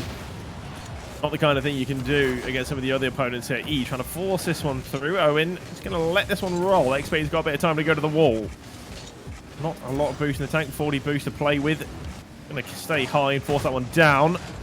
Owen's going to follow it up, and that will be the 4-0. Yeah. I feel like we, unfortunately, especially because it's the contrast with that last series, we go down to what we kind of started with. Those dominating games by one side. Both these teams are 2-1, so you do expect that to even out somewhat. And I guess there's just a little bit of matchup luck on either side, or you know, unluck, unfortunate on the side of Owls having to take a loss. Yeah, it's true. I mean, it can, you know, if it's random season, it can come down to who you play in your first game. And GCSL did come up against Welsh Farmers, and they were so good with GOM. So the fact that that was their first opponent put them on that loss, which meant they're here in this game when they could quite easily be one of the better teams here and be on a 3-0 at this point. But just depends on the run of games go. CSGG are going to get a little bit of consolation here with that goal. Just a bit. I might just be able to, because it's not fully out of hand. It probably is, if we're being realistic and very blunt about it.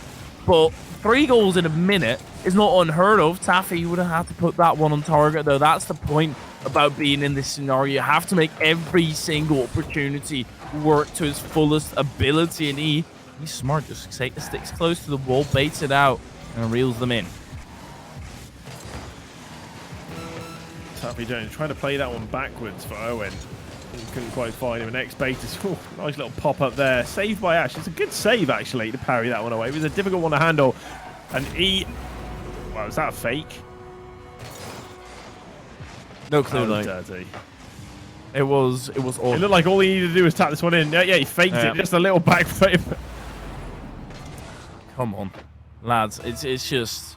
The quick chats are coming out as well. Savage and a sorry, everything added on top, and CSGG. It's unfortunate to see. It's they might not be able to live up to their fullest potential. They will get one for the road.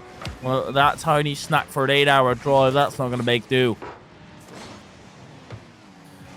Well, the second one, and this is now you're seeing the complacency that we were talking about, right? Like, these 2 goals could easily have been prevented if they were playing with the intensity that you could expect them to play at. They're now letting things drop a little bit. This is what could hurt them going into the next game.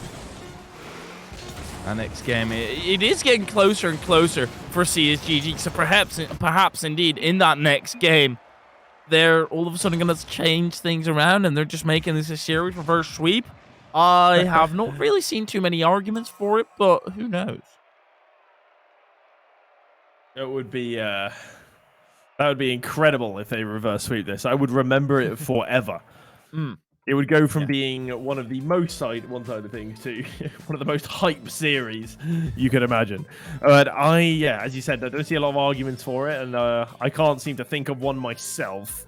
GCS, they just need to get this one game out of the way, and maybe they will have a short break to be able to go get themselves a drink or something to eat before their next series. Yeah, they're going to have a clever retort here. Is CSGG, something that catches them off guard. Throw them for a tizzy or Owls. They've been incredibly solid, but this is a time for CSGG to start mounting the comeback. They were able to hold them off longer in that previous game, but they're going to have to do it even longer here, maybe even directly off of kickoff. Ash puts it slightly wide. They might just be able to recover that position. It is seemingly unsalvageable. X-Beta taking this one across. You find it down here in front of net now. Ash is going to see it out wide. Owen coming through. It will be cleared by Taffy Jones. X-Beta taking a bit of control here. Nice aerial control. Has he got the flip reset? I don't think so. Might have been on target just off the crossbar, and Owen comes flying on in. Only to be denied by Taffy Jones. Here's some impressive defensive work by CSGG here early on. The redirect by Taffy. Was looking spicy. They could have taken the lead there. That's the thing. If you just hold this to a 0-0 the entire time, you get one lucky break. That is a crazy shot yet again. What are you doing, Bait? How is this go? Wee-woo. That's the police pulling up to your place because this is illegal. Yeah, I don't know how he got to that. That was a little spectacular. GTS Owls 1-0 up. And, I mean, so Owls. I mean, we see them play Rocket League, but what do you think of Owls in real life? Then? Do you think they're a bit creepy? Have you ever seen how long their legs are? They're actually kind of creepy. You know, I have seen how long their legs are, and it is frightening. Where do they go? Yeah, where do they go? Why are they so long? Like, I don't have leg storage. If you see an owl just normally, it looks like it doesn't even have legs. It just looks like it's just body, but there's just feathers covering really long legs. Yeah, they could just start a stampede the entire way through. Owls are fascinating creatures, though. He's a fascinating creature if I've ever seen one as well. Able to pop off and also do the things that are consistent. I always used to think that owls were quite cute when I was a kid. I used to like them. Oh, they were pretty looking birds, you know? Like, it's nice. But with the knowledge of knowing what their legs look like, and then also considering the fact that they can just spin their head around, they become more and more of like a nightmare creature to me. It does seem psychopathic. Have you heard of sloths, or koalas? Koalas when they're wet or frightened. Yeah, they do look really creepy, don't they? Yeah. I mean, talking about owls living in my nightmares, owls going to be living in CSGG's nightmares for sure.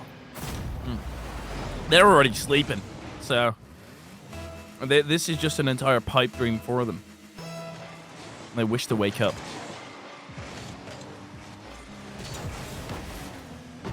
Well, 3 minutes to go here in game 3. 3 goals for each one of those minutes that remain on the clock. X-Beta baiting out one, creates the space himself, takes the shot. It's just too easy at this point. I don't know why, but I always have with a name like X-Beta. I don't know whether I'm getting tricked into saying something silly. I've said it over and over in my head, but I still can't think of what I would be saying. But I'm still frightened. That's another one of my anxieties. You have a lot of anxieties, I'm finding out today, but really just quite trivial ones. Yeah, I worry sometimes about how I'm going to pay my next rent, and am I going to make it as a caster? Am I going to earn enough money this month? Am I going to be lonely for the rest of my life? Am I ever going to find love? Wait. I'm looking around, right? It is halftime. A lot of people are showing up, and I still can't find the one person who asked.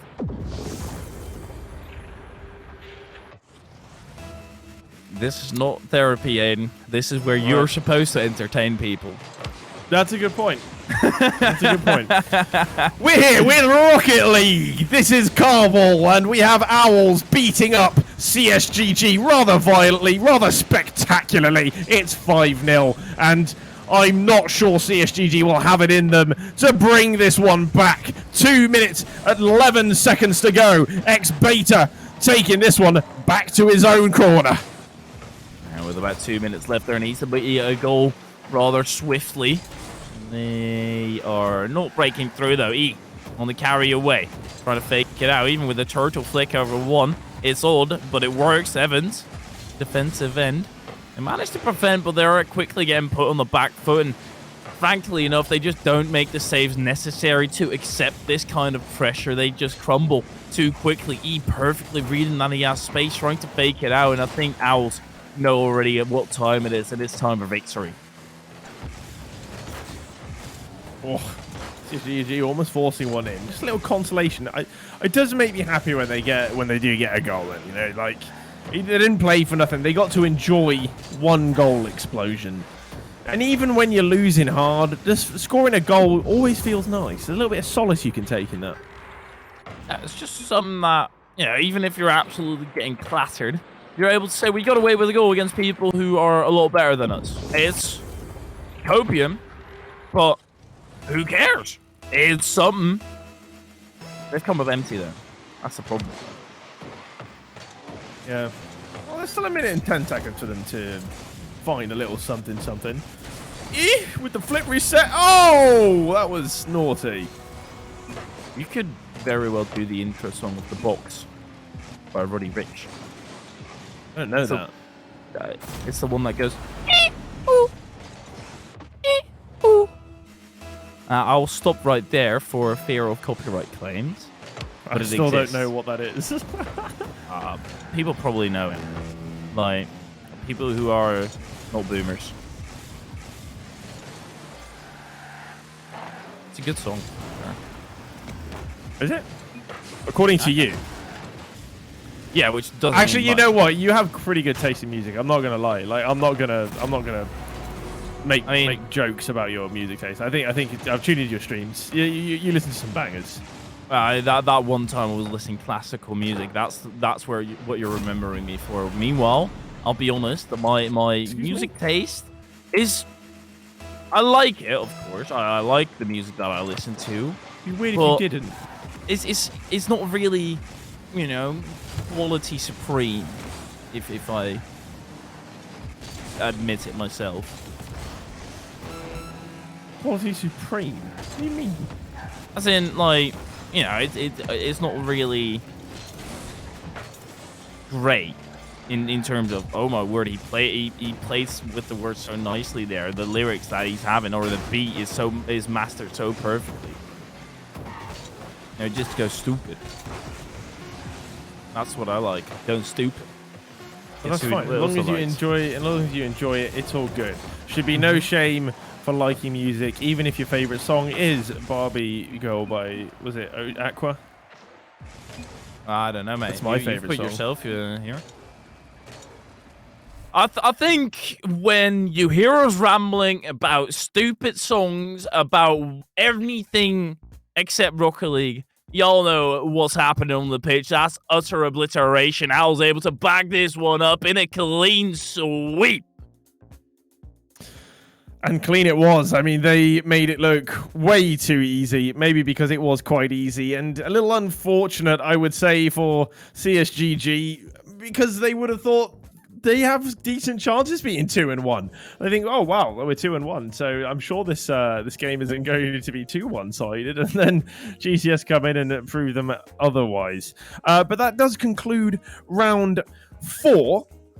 And interestingly, infamous Swansea, they beat 1RR 2 Valmain 3-2. So that's quite an interesting one. And the only team 4-0 right now is Welsh Farmers.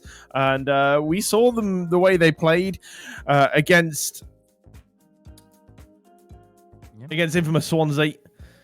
And they look really, really strong. So to see them 4-0 doesn't surprise me too much. But 2 Potatoes 1 Pro have lost a game, and that was against Welsh Farmers. And you would think that Tadpole, perhaps a favourite here in this tournament.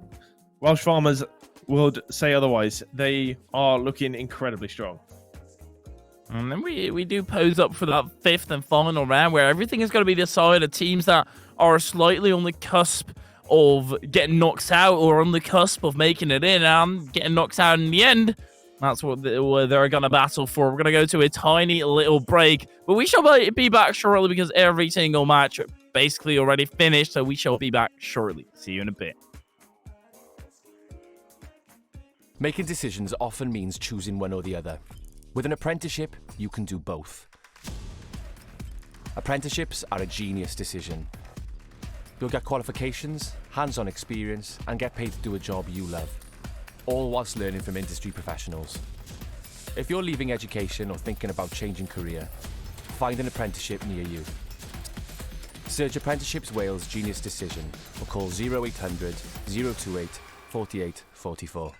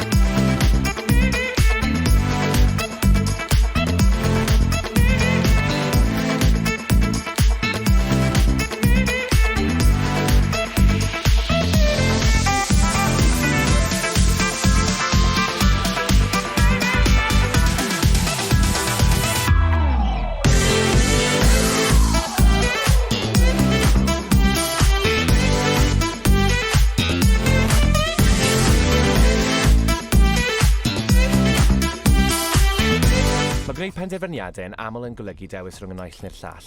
Gyda phrentisiaeth, fe allu di wneud y ddau. Mae prentisieithau'n dewis doeth. Bydde di'n ennill cymwysterau, profiad ymarferol a chael tal i wneud gwaith sydd wrth dy fodd. A hyn wrth ddysgu gan arbenigwyr y diwydiant. Os y ti'n gadael byd addysg, neu'n meddwl am newid gyrfa, chwilia am brentisiaeth yn dy ardal di. Chwilia Prentisiaethau Cymru Dewis Doeth, neu ffonia dim 800 dim 28 48 44. Hello and welcome back for one last time this evening with Esports Wales. I'm Aiden Seasing, sitting here with Hyperia. Tonight we've been enjoying some games. Our last round was very, very one-sided, but we've also seen some very close games. But coming up right now could be a decider game for two teams, whether or not they make it in to day 2, as we will be covering GCS Owls 2 versus Tidfield Titans. Hyperia, do you have any opinions going into this one? I have a lot of opinions, but specifically about this match, scratch, it could be a decider game. This is a decider game. If you win this, you're through to tomorrow. If you lose this, goodbye, see you next one. It's as simple as that. It's going to be a clash and a half. Well, we earlier saw the Owls won, and they were phenomenal. Whether, if they even have remotely the same skill as Owls 2, or the other way around, if Owls 2 have remotely the same skill as Owls 1, this could be dominating. Yeah, so interestingly, Tidfield Titans, we just look at some of their results. Their first game was against Two Potatoes 1 Pro. They got clean swept in that one and then moved on to a game against Lost RL. We saw Lost RL up against a very strong team in round 1, but they weren't too bad of a team. They did put up a fight.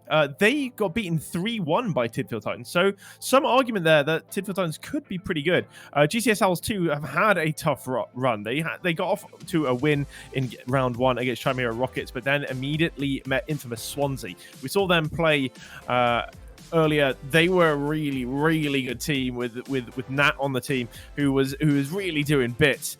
So they lost 3-0. They then went on and lost 3-0 to CSGG.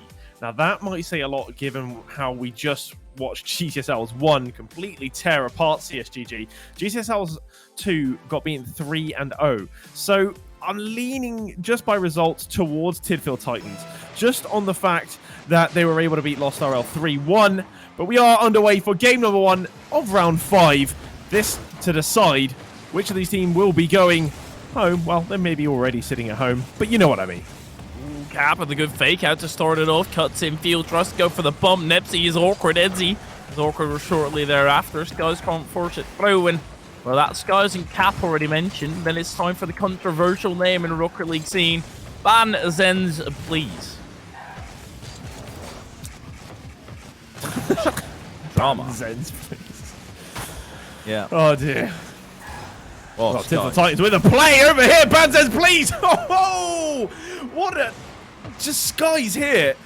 I don't know how he's managed to turn around that corner without ever making contact with that wall. He's just caressed that over to his teammate for a nice little tap, and he's got the outplay. 1-0 for Tidfield Titans. They're coming into this series all guns blazing.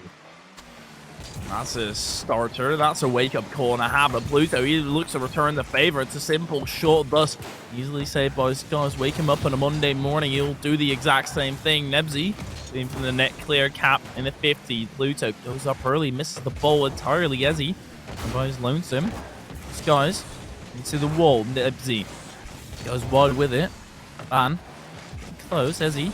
You get the clear away. Finally, they do get a little bit of breathing room, but it's not going to be enough realistically to facilitate an attack entirely because they do break out on the side of Tidfield Titans. I like that little play up to the wall. That, you know, the typical playing out from defense where someone passes from the first place up to that wall. You can play it center again. The only problem there was that no one was really following up back through the middle, ready for that ball to come back center. And we see those link-up plays starting to happen. Perhaps they start to see the pattern as the game evolves. Those are the plays that you enjoy to see, the little passing moves, the quick counters. But Nebsy outplays one, and he's leveled it here. And that happened with a blink of an eye, and perhaps his opponent blinked it. Banzen's please, not the best challenge he could have asked for in a one-on-one situation. When you're in that situation, you always need to try and delay as long as possible for your team to get back, to allow them to get back. And as soon as you charge on in a situation where if you wait a little bit, he's not going to be in a position to get it back. But Skies, he ties it right back up, facilitating the first one and getting the goal himself on this play.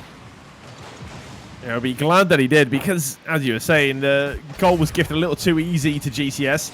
And they've managed to get that 1-goal lead right back almost as quickly as they lost it. So, 2-1. Good to see both teams getting on the scoreboard, though, so early in game one. It's perhaps a breath of fresh air, and Cap going to make it 3-1 right from a kickoff again. It's a really good 50 from Skies. He knew what to do with it, sent it to the corner, often an unmarked area after the kickoff. Always a good place to send the ball. Able to get it center again for his teammate, and the 2-goal lead is very real. That's a phenomenal pinch into the center. Usually it's going to either go absolutely nowhere or shoot across the pitch like a bullet. And to get that perfectly into the hands of your teammate, yet again they do so, as ends. So a bit awkward as he trying to clear that away, but it looks like Owls, they're just getting suffocated in their defensive end, running out of air, and they need to come up for a big gasp of it. Pluto trying to do so, but Nebsy needs to race back. It has to own goal, is forced to, and that's 4-1 for Titful Titans. It did look like this was about to be a lot closer than the last series, and it already is a lot closer.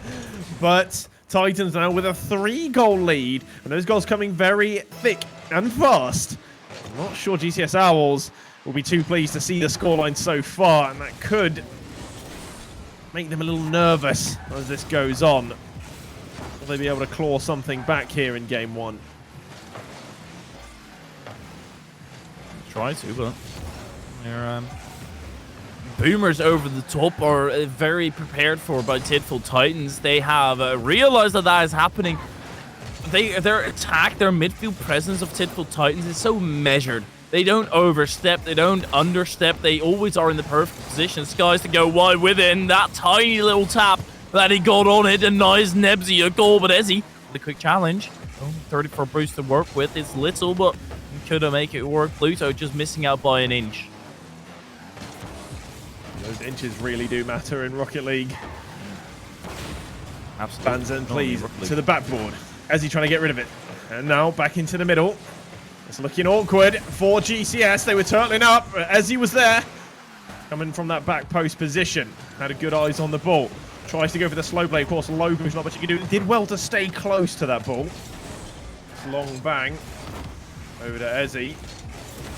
Tries to take control. Challenged by Cap. Just a floater here. No one really challenging from GCS, and that's fallen quite nicely for Nebsy. He got the pass to Ezzy. We saw him. Was looking for it. Defense from Titful Titans. Fairly valiant. Hard for GCS to break through. A minute on the clock. They are running out of time to get an edgeway into this game. Going. Pluto there. Very easy save. The rip straight at him. Cap into the center, blocked out by Ezzy. They need a goal right here, right now. Instead, they're fighting for their lives to try and prevent any further damage. They're purely on controlling their domination and at least having a little bit of resistance here. But with 35 seconds, every single time that clock ticks, it just hurts physically for them and means that is going to be ringing home that they will be able to make the comeback in game number 1. Well, this one seems to be sort of done and dusted. I fear it. After watching this game, you've seen the way the two teams are playing. Going into game 2, GCS Owls would need a bit of a pep talk, I think, a team talk. If you were coaching them right now, what would you tell them to do differently? I think mainly try and be more proficient on those clear aways. Like a long clear like this, and Nebsy all of a sudden massive trouble, and he does have to clear it out to the side. But when that happens the other way around, Titful Titans are prepared for it. They're there to bang that ball back to where it came from, return to sender. And Owls, they're just not really lethal enough on the opportunities that they do getting pressed back in defense. The majority of the time, that's so tough to hold on to because at some point you're going to make a mistake and you're going to concede. It's as simple as that. So they need to break away from defense efficiently. Yeah, they're not getting those breakout plays, right? They're not transitioning well, is what you're saying. I mean, you could see there's 16 shots for Tidfield Titans, and it means that they're the ones with the pressure. They're sitting forward because that ball is never really coming their way again. They're not being threatened. They don't have to drop back. Everyone can stay forward up in their opponent's half. GCS Owls need to work really, really hard here in game 2 if they want to start worrying Tidfield Titans, because right now Tidfield Titans will be saying to themselves, right, boys, the same again, please. We'll have a second order on court. Works, don't fix it. What's not broken, don't fix it. What's fixed, don't broke it. What's broke can't be fixed. I'll get there eventually. It's a cool touch. You're not going to help me out either, are you? No, you're okay. Disgusting. Yeah, you're right. Let me go on like that. I'll let you dig the hole. Yep. Yeah. We've only got one shovel. If you want, I can fill it back in for you, though. I'd appreciate that. Well, Ezzy with a flip reset. It looked like he didn't hold on to it just long. And I feel him. Whenever I know I've got a flip reset, ooh, I'm like, I'm going to use it straight away. He jumps off the ball, but right now, Nebsy has made up for some opportunities that were perhaps missed by GCS. A very clean shot to the top of net. Tidfield Titans were not ready for it. GCS Owls, they take the lead, and they're going to be very, very happy with the turnaround from game 1. Be in the lead here in game 2, but can they hold on to it? Oh, no. They might not be able to. Nebsy is just a few inches short of that place, guys. He's denied by Pluto and his own backflip. Sometimes your worst enemy is yourself, whether it be mentally or physically. Skies into the center as he awkward tries to make a do. Skies, if he's quickly, can he do exactly this? Of course, Skies is going to be quick pop-off player, and he's able to tie it back up. Well, that lead did not last very long, and that's got to hurt for GCS because you put so much work into it, and you play real hard Rocket League. You're up against an opponent that you know is tough, and you're trying to bounce back mentally from the last game. Tidfield Titans just come through and spoil the party, perhaps partying a little too soon. It's good from Nebsy just to make it awkward there for his opponent. It's fallen really nicely for Skies, however. That's a bit fortunate as he tries to search for Cap there in the middle using that backboard. Ezzy trying to stay close. Best option he's got right now, low boost, and he's done really well to 50 that through 2 players. That long bang met in the middle by Pluto, sends it over to the wall, followed by Ezzy, but he was too slow. He gets beaten by Banzes, please. And now Nebsy is in a sticky situation. He's battling for possession of that ball. An awkward bounce for Ezzy, but he finds Pluto. That bang going all the way to the corner. Unfortunately, it's just the composure not quite there for GCS. To be fair, this is a stark difference that if you compare this game to that previous one, and that's kind of what we've been talking about the entire day. As soon as somebody was getting destroyed, there is a way back. You just need to find that momentum. You need to find that confidence, and it seems like Owls have found that confidence. They are playing superbly. They just need to get through another goal, though, and actually prevent that. Skies forces the own goal. That's such an impossible scenario. Yeah, there's really not a lot you can do. I mean, it's on target pretty much. Oh, is it? Was it? I think it was on target. It was not much you can do. He's got to jump for it. He's got to try and get something on it to keep it out. Unfortunately for him, it's not fallen very nicely. And Tidfield Titans once again in the lead. GCS Owls now have twice as much work to do. They'd already put in the work to get a goal. They've fallen down by 1. Now it's an uphill battle. Steep mountain they need to climb. Already a game down. The weight on the shoulders increasing as every second passes. That's a scary one. Player from earlier today returning. Coming through as a reaction instead of a player. Nebsy into the center. That's a cheeky pass, but nobody prepared for it except for Skies, who just carries that through the sky. Punching a hole in that fog. Van going for the shot, slightly wide. Nebsy finds a little bit of space, but they panic. And that's what I'm talking about. He does get the demo shortly thereafter, and Nebsy is able to convert. That's a fortunate play if I've ever seen one, but it works just as well.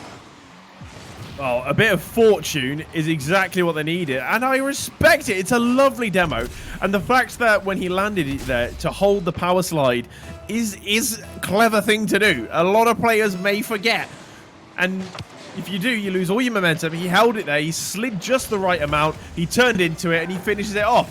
GCS Owls, they level it up 2-2. That will be down to who can find a winning goal. I would love for Owls to find the route back in here. Is he? Oh no. Oh, panic in the defense, panic in the disco as they dance their way, tiptoe their way around the oncoming attackers. A pinch, but right into the Lapo's end. Nebsy going aggressive, not wanting to facilitate any space as the Skies rips one from distance, but it does get booted clear by Pluto. They're still in a peculiar position where they need to break out of their stuck in defense, and they can't be. They have not been having the great success, and yet again they panic and struggle to clear it. Pluto here, he could have a bit of space. Looks for Ezzy. That's not the best choice. Ezzy with a low boost. Should have communicated that to his teammate. And the pass was just not enough oomph on it to find him as well. Could have controlled it himself, gone for the dribble. Sky's a little awkward as he was backwards. It's a good little half flip. Get this one back into the corner. Corner's always your friend, as we like to say. Pluto popping this up. Looking for Ezzy. Can he get this shot on target? Does so. Just not quite enough spikes on the shot. Kept out by Skies. Nebsy now to the middle. He gets bumped away. Very unfortunate, but it's a little clumsy in front of net. Cap needs to get this one away. Does so. Out to the midfield. Banzen, please, following it up. 3 seconds to go. Can they keep this one? Skies to the backboard. Looking for the double. Gets the touch. Nebsy's in the way. Will drop down. No! Kept up by Cap. This one still alive. He's going to play it back into the middle. GCS Owls opting to play it high. Not putting it down. They rely on Banzen, please, to put it down for them. Tinville Titans could have found a very painful winner there right on the 0 seconds.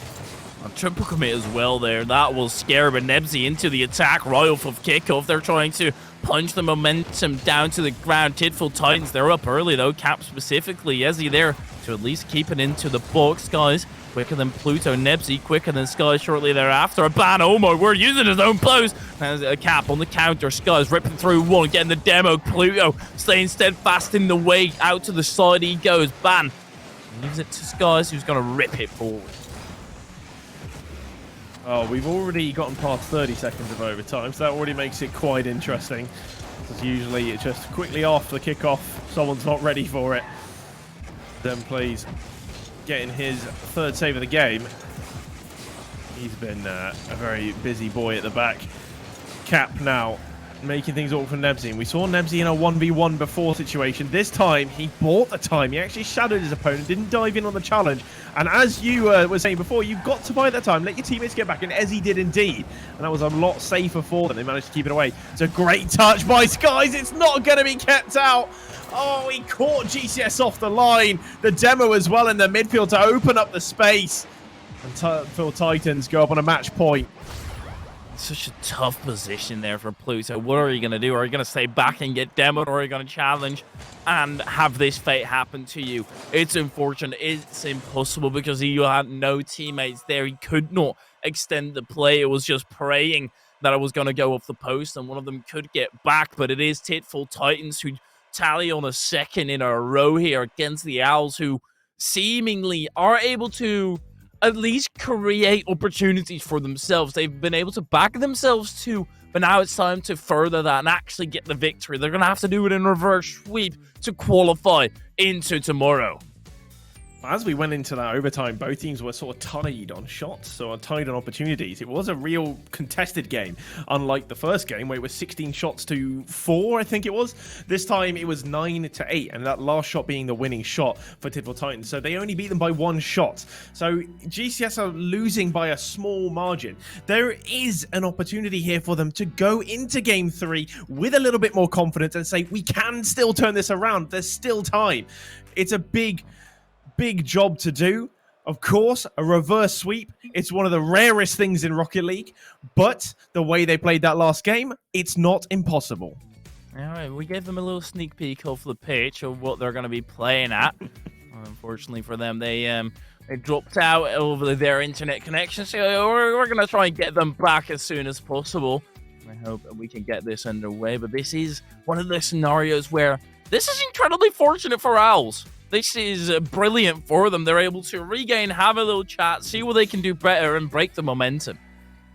Let's just hope that they don't start arguing with each other. That's one of the things that can happen. Is like, no, you should have done this, you should have done that. If it gives them longer to argue, then it might be their downfall rather than their savior. But let's just assume that they get along well. I think it's a university team. Is it Gower College, Swansea? I think so. Obviously, they've got 2 teams in the tournament. So a university that loves the car ball.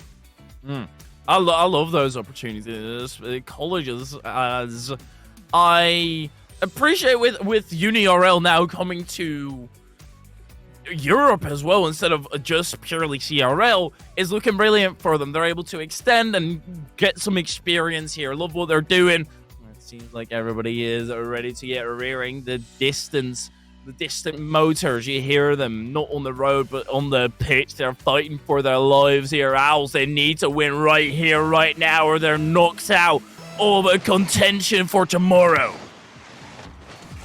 Well, that is a lot of pressure to have to deal with, and let's just hope they can completely block it out of their minds for this game and just focus on what's at hand. And it's just 5 minutes of car ball. It's all it is.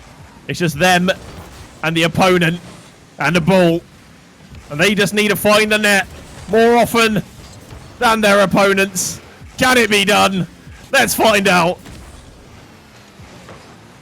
It is Cap to the side. I mean, it's a dead space in the midfield. I really want to find out as well, but unfortunately, they're not really setting up that much. Nebsy puts a step forward. Ezzy. I'll leave this to Nebsy. Ezzy into the center. Van. He's awkward. Cap. Is that a ripper? That is a ripper. Beautiful car. Little cheeky little car change between the games. It's always I find a risky move. I have a teammate that changes car almost every game, and I'm just like, dude, just please stick with one car. You're stressing me out. We don't need the Batmobile right now. Get out of here. Get back in the Octane. I'm a car switcher. I'm sorry. You are? Yeah, I'm filthy with it, Ezzy. Get filthy. I always like to, you know, I've got that one car that's my pop-off car when I'm feeling bad. What car is that? It's a breakout. It's a freestyle car. Breakout. Oh Yeah. my word. That is that is disgusting. You make me feel sick. I just threw up a bit in my mouth. I mean, Ezzy trying to enter the goal mouth as well. Nebsy also has an opportunity. He's going to spike upwards. Van realize he has time, and that's been a big difference in this series where Owls just have a worse read on the play than Tidful Titans do. Good carry here from the Skies. A high flick just to try and find it over an opponent. They've at least forced the 50. Cap coming in with the Ripper, trying to rip through his opponent, but did not manage to do so. A very timid approach at the moment. Not a lot of risk taking. No one really wanting to make that difference just yet. No one wanting to concede, or at least perhaps GCS are very, very aware of how important this game is. They're not really throwing everything in just yet. They're more focusing on defense and not conceding. Could that be a downfall? Not sure. Pluto now to the backboard to find its center. Banzen, please. Doing really well just to clear that. Skies solo at the back. Composed, though, as he finds it high up the backboard. Cleared away by Ezzy down the other way. It's a little awkward here. Cap had to get in the way. Otherwise, an own goal would have been very embarrassing. Still into the center. Could be embarrassing for them. Ezzy is there, and you see the stark difference yet again. Owlsu able to step it up even a notch yet again. Cap into the attack now. Wants to break through. That's a double commit. A phenomenal 50. Nebsy gets back in time, but Banny's still aggressive on Ezzy. Wants to clear it away from the goal. Pluto up for it as well. Off the backboard he goes. Tidful Titans, they're taking a step back. They don't want to overcommit and facilitate a counter-attack for their opponents. Nebsy gets cleared by Cap, who tries to bang that forward. Does get it into the corner, but that's going to be relatively tame. Oh, and it's all just opened up. Nebsy, you look like you had this clear. That 50 is so awkward, and that's the problem when you come from that side of the ball. When you wall side and you go to those 50s, more often than not, 50s towards your own net, and that was the case there. It's two teammates not ready for it. It came at such speed. Tidfield Titans, if they keep it like this, they're through to day 2, and GCS Owls 2 will be going to say bye-bye. Ooh, it's just another one onto the count for Tidfield Titans. One of those where it's just annoying. Right off of kickoff, you're caught off guard just a bit. Nebsy in an impossible position there, and Owls, they're going to have to pull out the bag of tricks, something that has been mentioned a lot today, but has stayed hidden for the majority of it. It's time for Owls to get it out of the ditch. Well, 1 minute 10 seconds is their only hope. And at the moment, Titans are doing everything they can to remove all said hope. Banzens, please. Plays it center. Good catch from Nebsy. Going to keep it close here. Looking for the 50, but Skies has robbed him of possession. Played it center as well. Pluto comes exploding through cap. Just there's no composure on the ball at the moment from GCS. They looked a lot better last game, and I feel like the nerves are just slightly getting to them. There's desperation now. Great carry from Ezzy, though. The pinch up to the backboard. Kept away from Skies. It comes back out to the other side, and they're clear again. The follow-up's just not coming quick enough from GCS. They're not following up on each other. They're not ready behind one another to stay in the face of the Titans. Skies always has this space to get it away, and it's lovely control from it. I think it's opened up here. It will be 3-0 and the nail in the coffin. I am comfortable to say that Tidfield Titans will be going through to tomorrow, and GCS Owls 2, well, they got ugly legs, so I'm kind of glad they're out. They got their legs broken in this match. Tidfield Titans able to control the pace of the game the entire way through. They've got a lock on the boost, and Ezzy doesn't even score this one. That was their last-ditch effort. Well, Owls, they know it. They're going to back down, do a 180, not only with their head, but with their entire team. They're going to go back to where they came from. It is Tidfield Titans who punch themselves a ticket to another day of competition in a clean 3-0 sweep. It didn't come quite as easily as they may have wanted it to. They definitely had to battle a little there in Game 2. Game 3 came a little easier for them. Once the goals had opened up and they scored the first one, they were able to add some more to it. But GCS Owls 2, they're going to be a bit upset. You know, they were, I believe, the British Esports champs in Division 2. They didn't lose a single game this season. So to be going out now in this tournament so early in day 1, it's going to hurt. But they move. They have to, as the Rocket League scene always seems to call it, regain. Yeah, Boomer saying Zoomer words is always weird to me. But they say it on everything. Like, literally, you see people, Regain. I broke up with my girlfriend, or my grandpa passed away, and people are literally replying, regain king.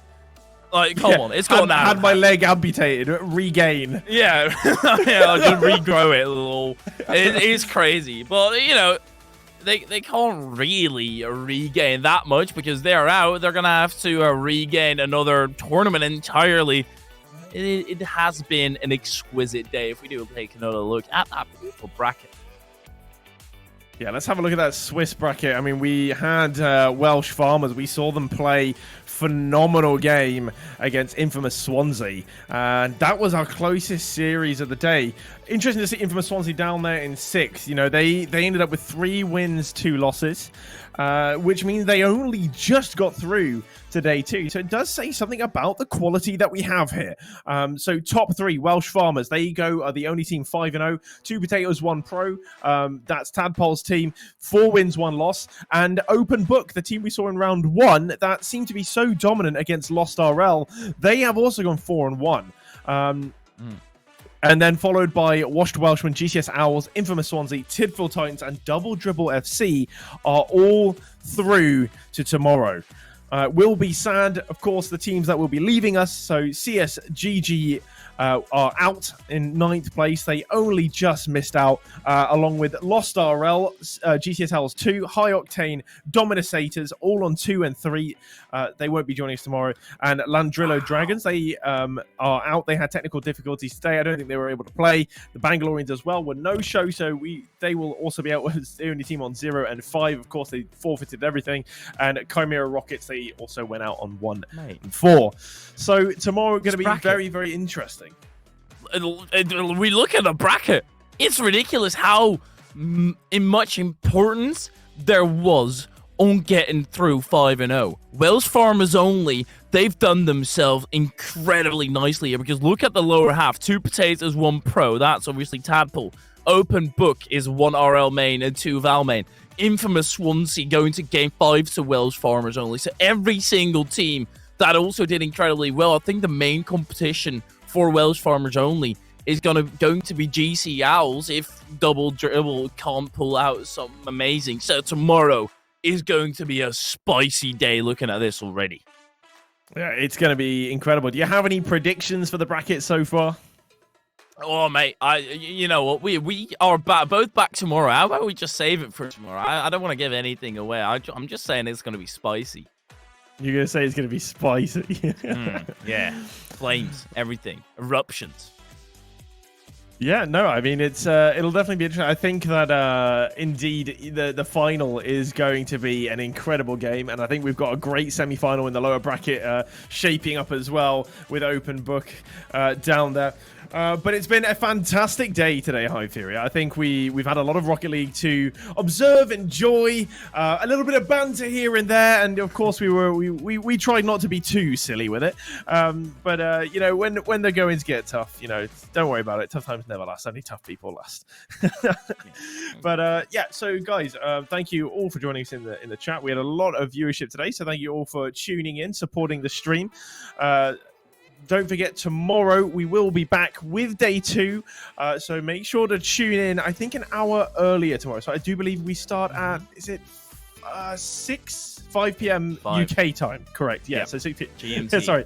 Yeah, I mixed up time zones because I'm in Europe. But yeah, thank you for listening to myself. Is Great Britain not in Europe? Brexit means Brexit. And with that, we're going to end it. We hope to see you back tomorrow. Have a good one. Making decisions often means choosing one or the other. With an apprenticeship, you can do both. Apprenticeships are a genius decision. You'll get qualifications, hands-on experience, and get paid to do a job you love, all whilst learning from industry professionals. If you're leaving education or thinking about changing career, find an apprenticeship near you. Search Apprenticeships Wales Genius Decision or call 0800 028 48 44.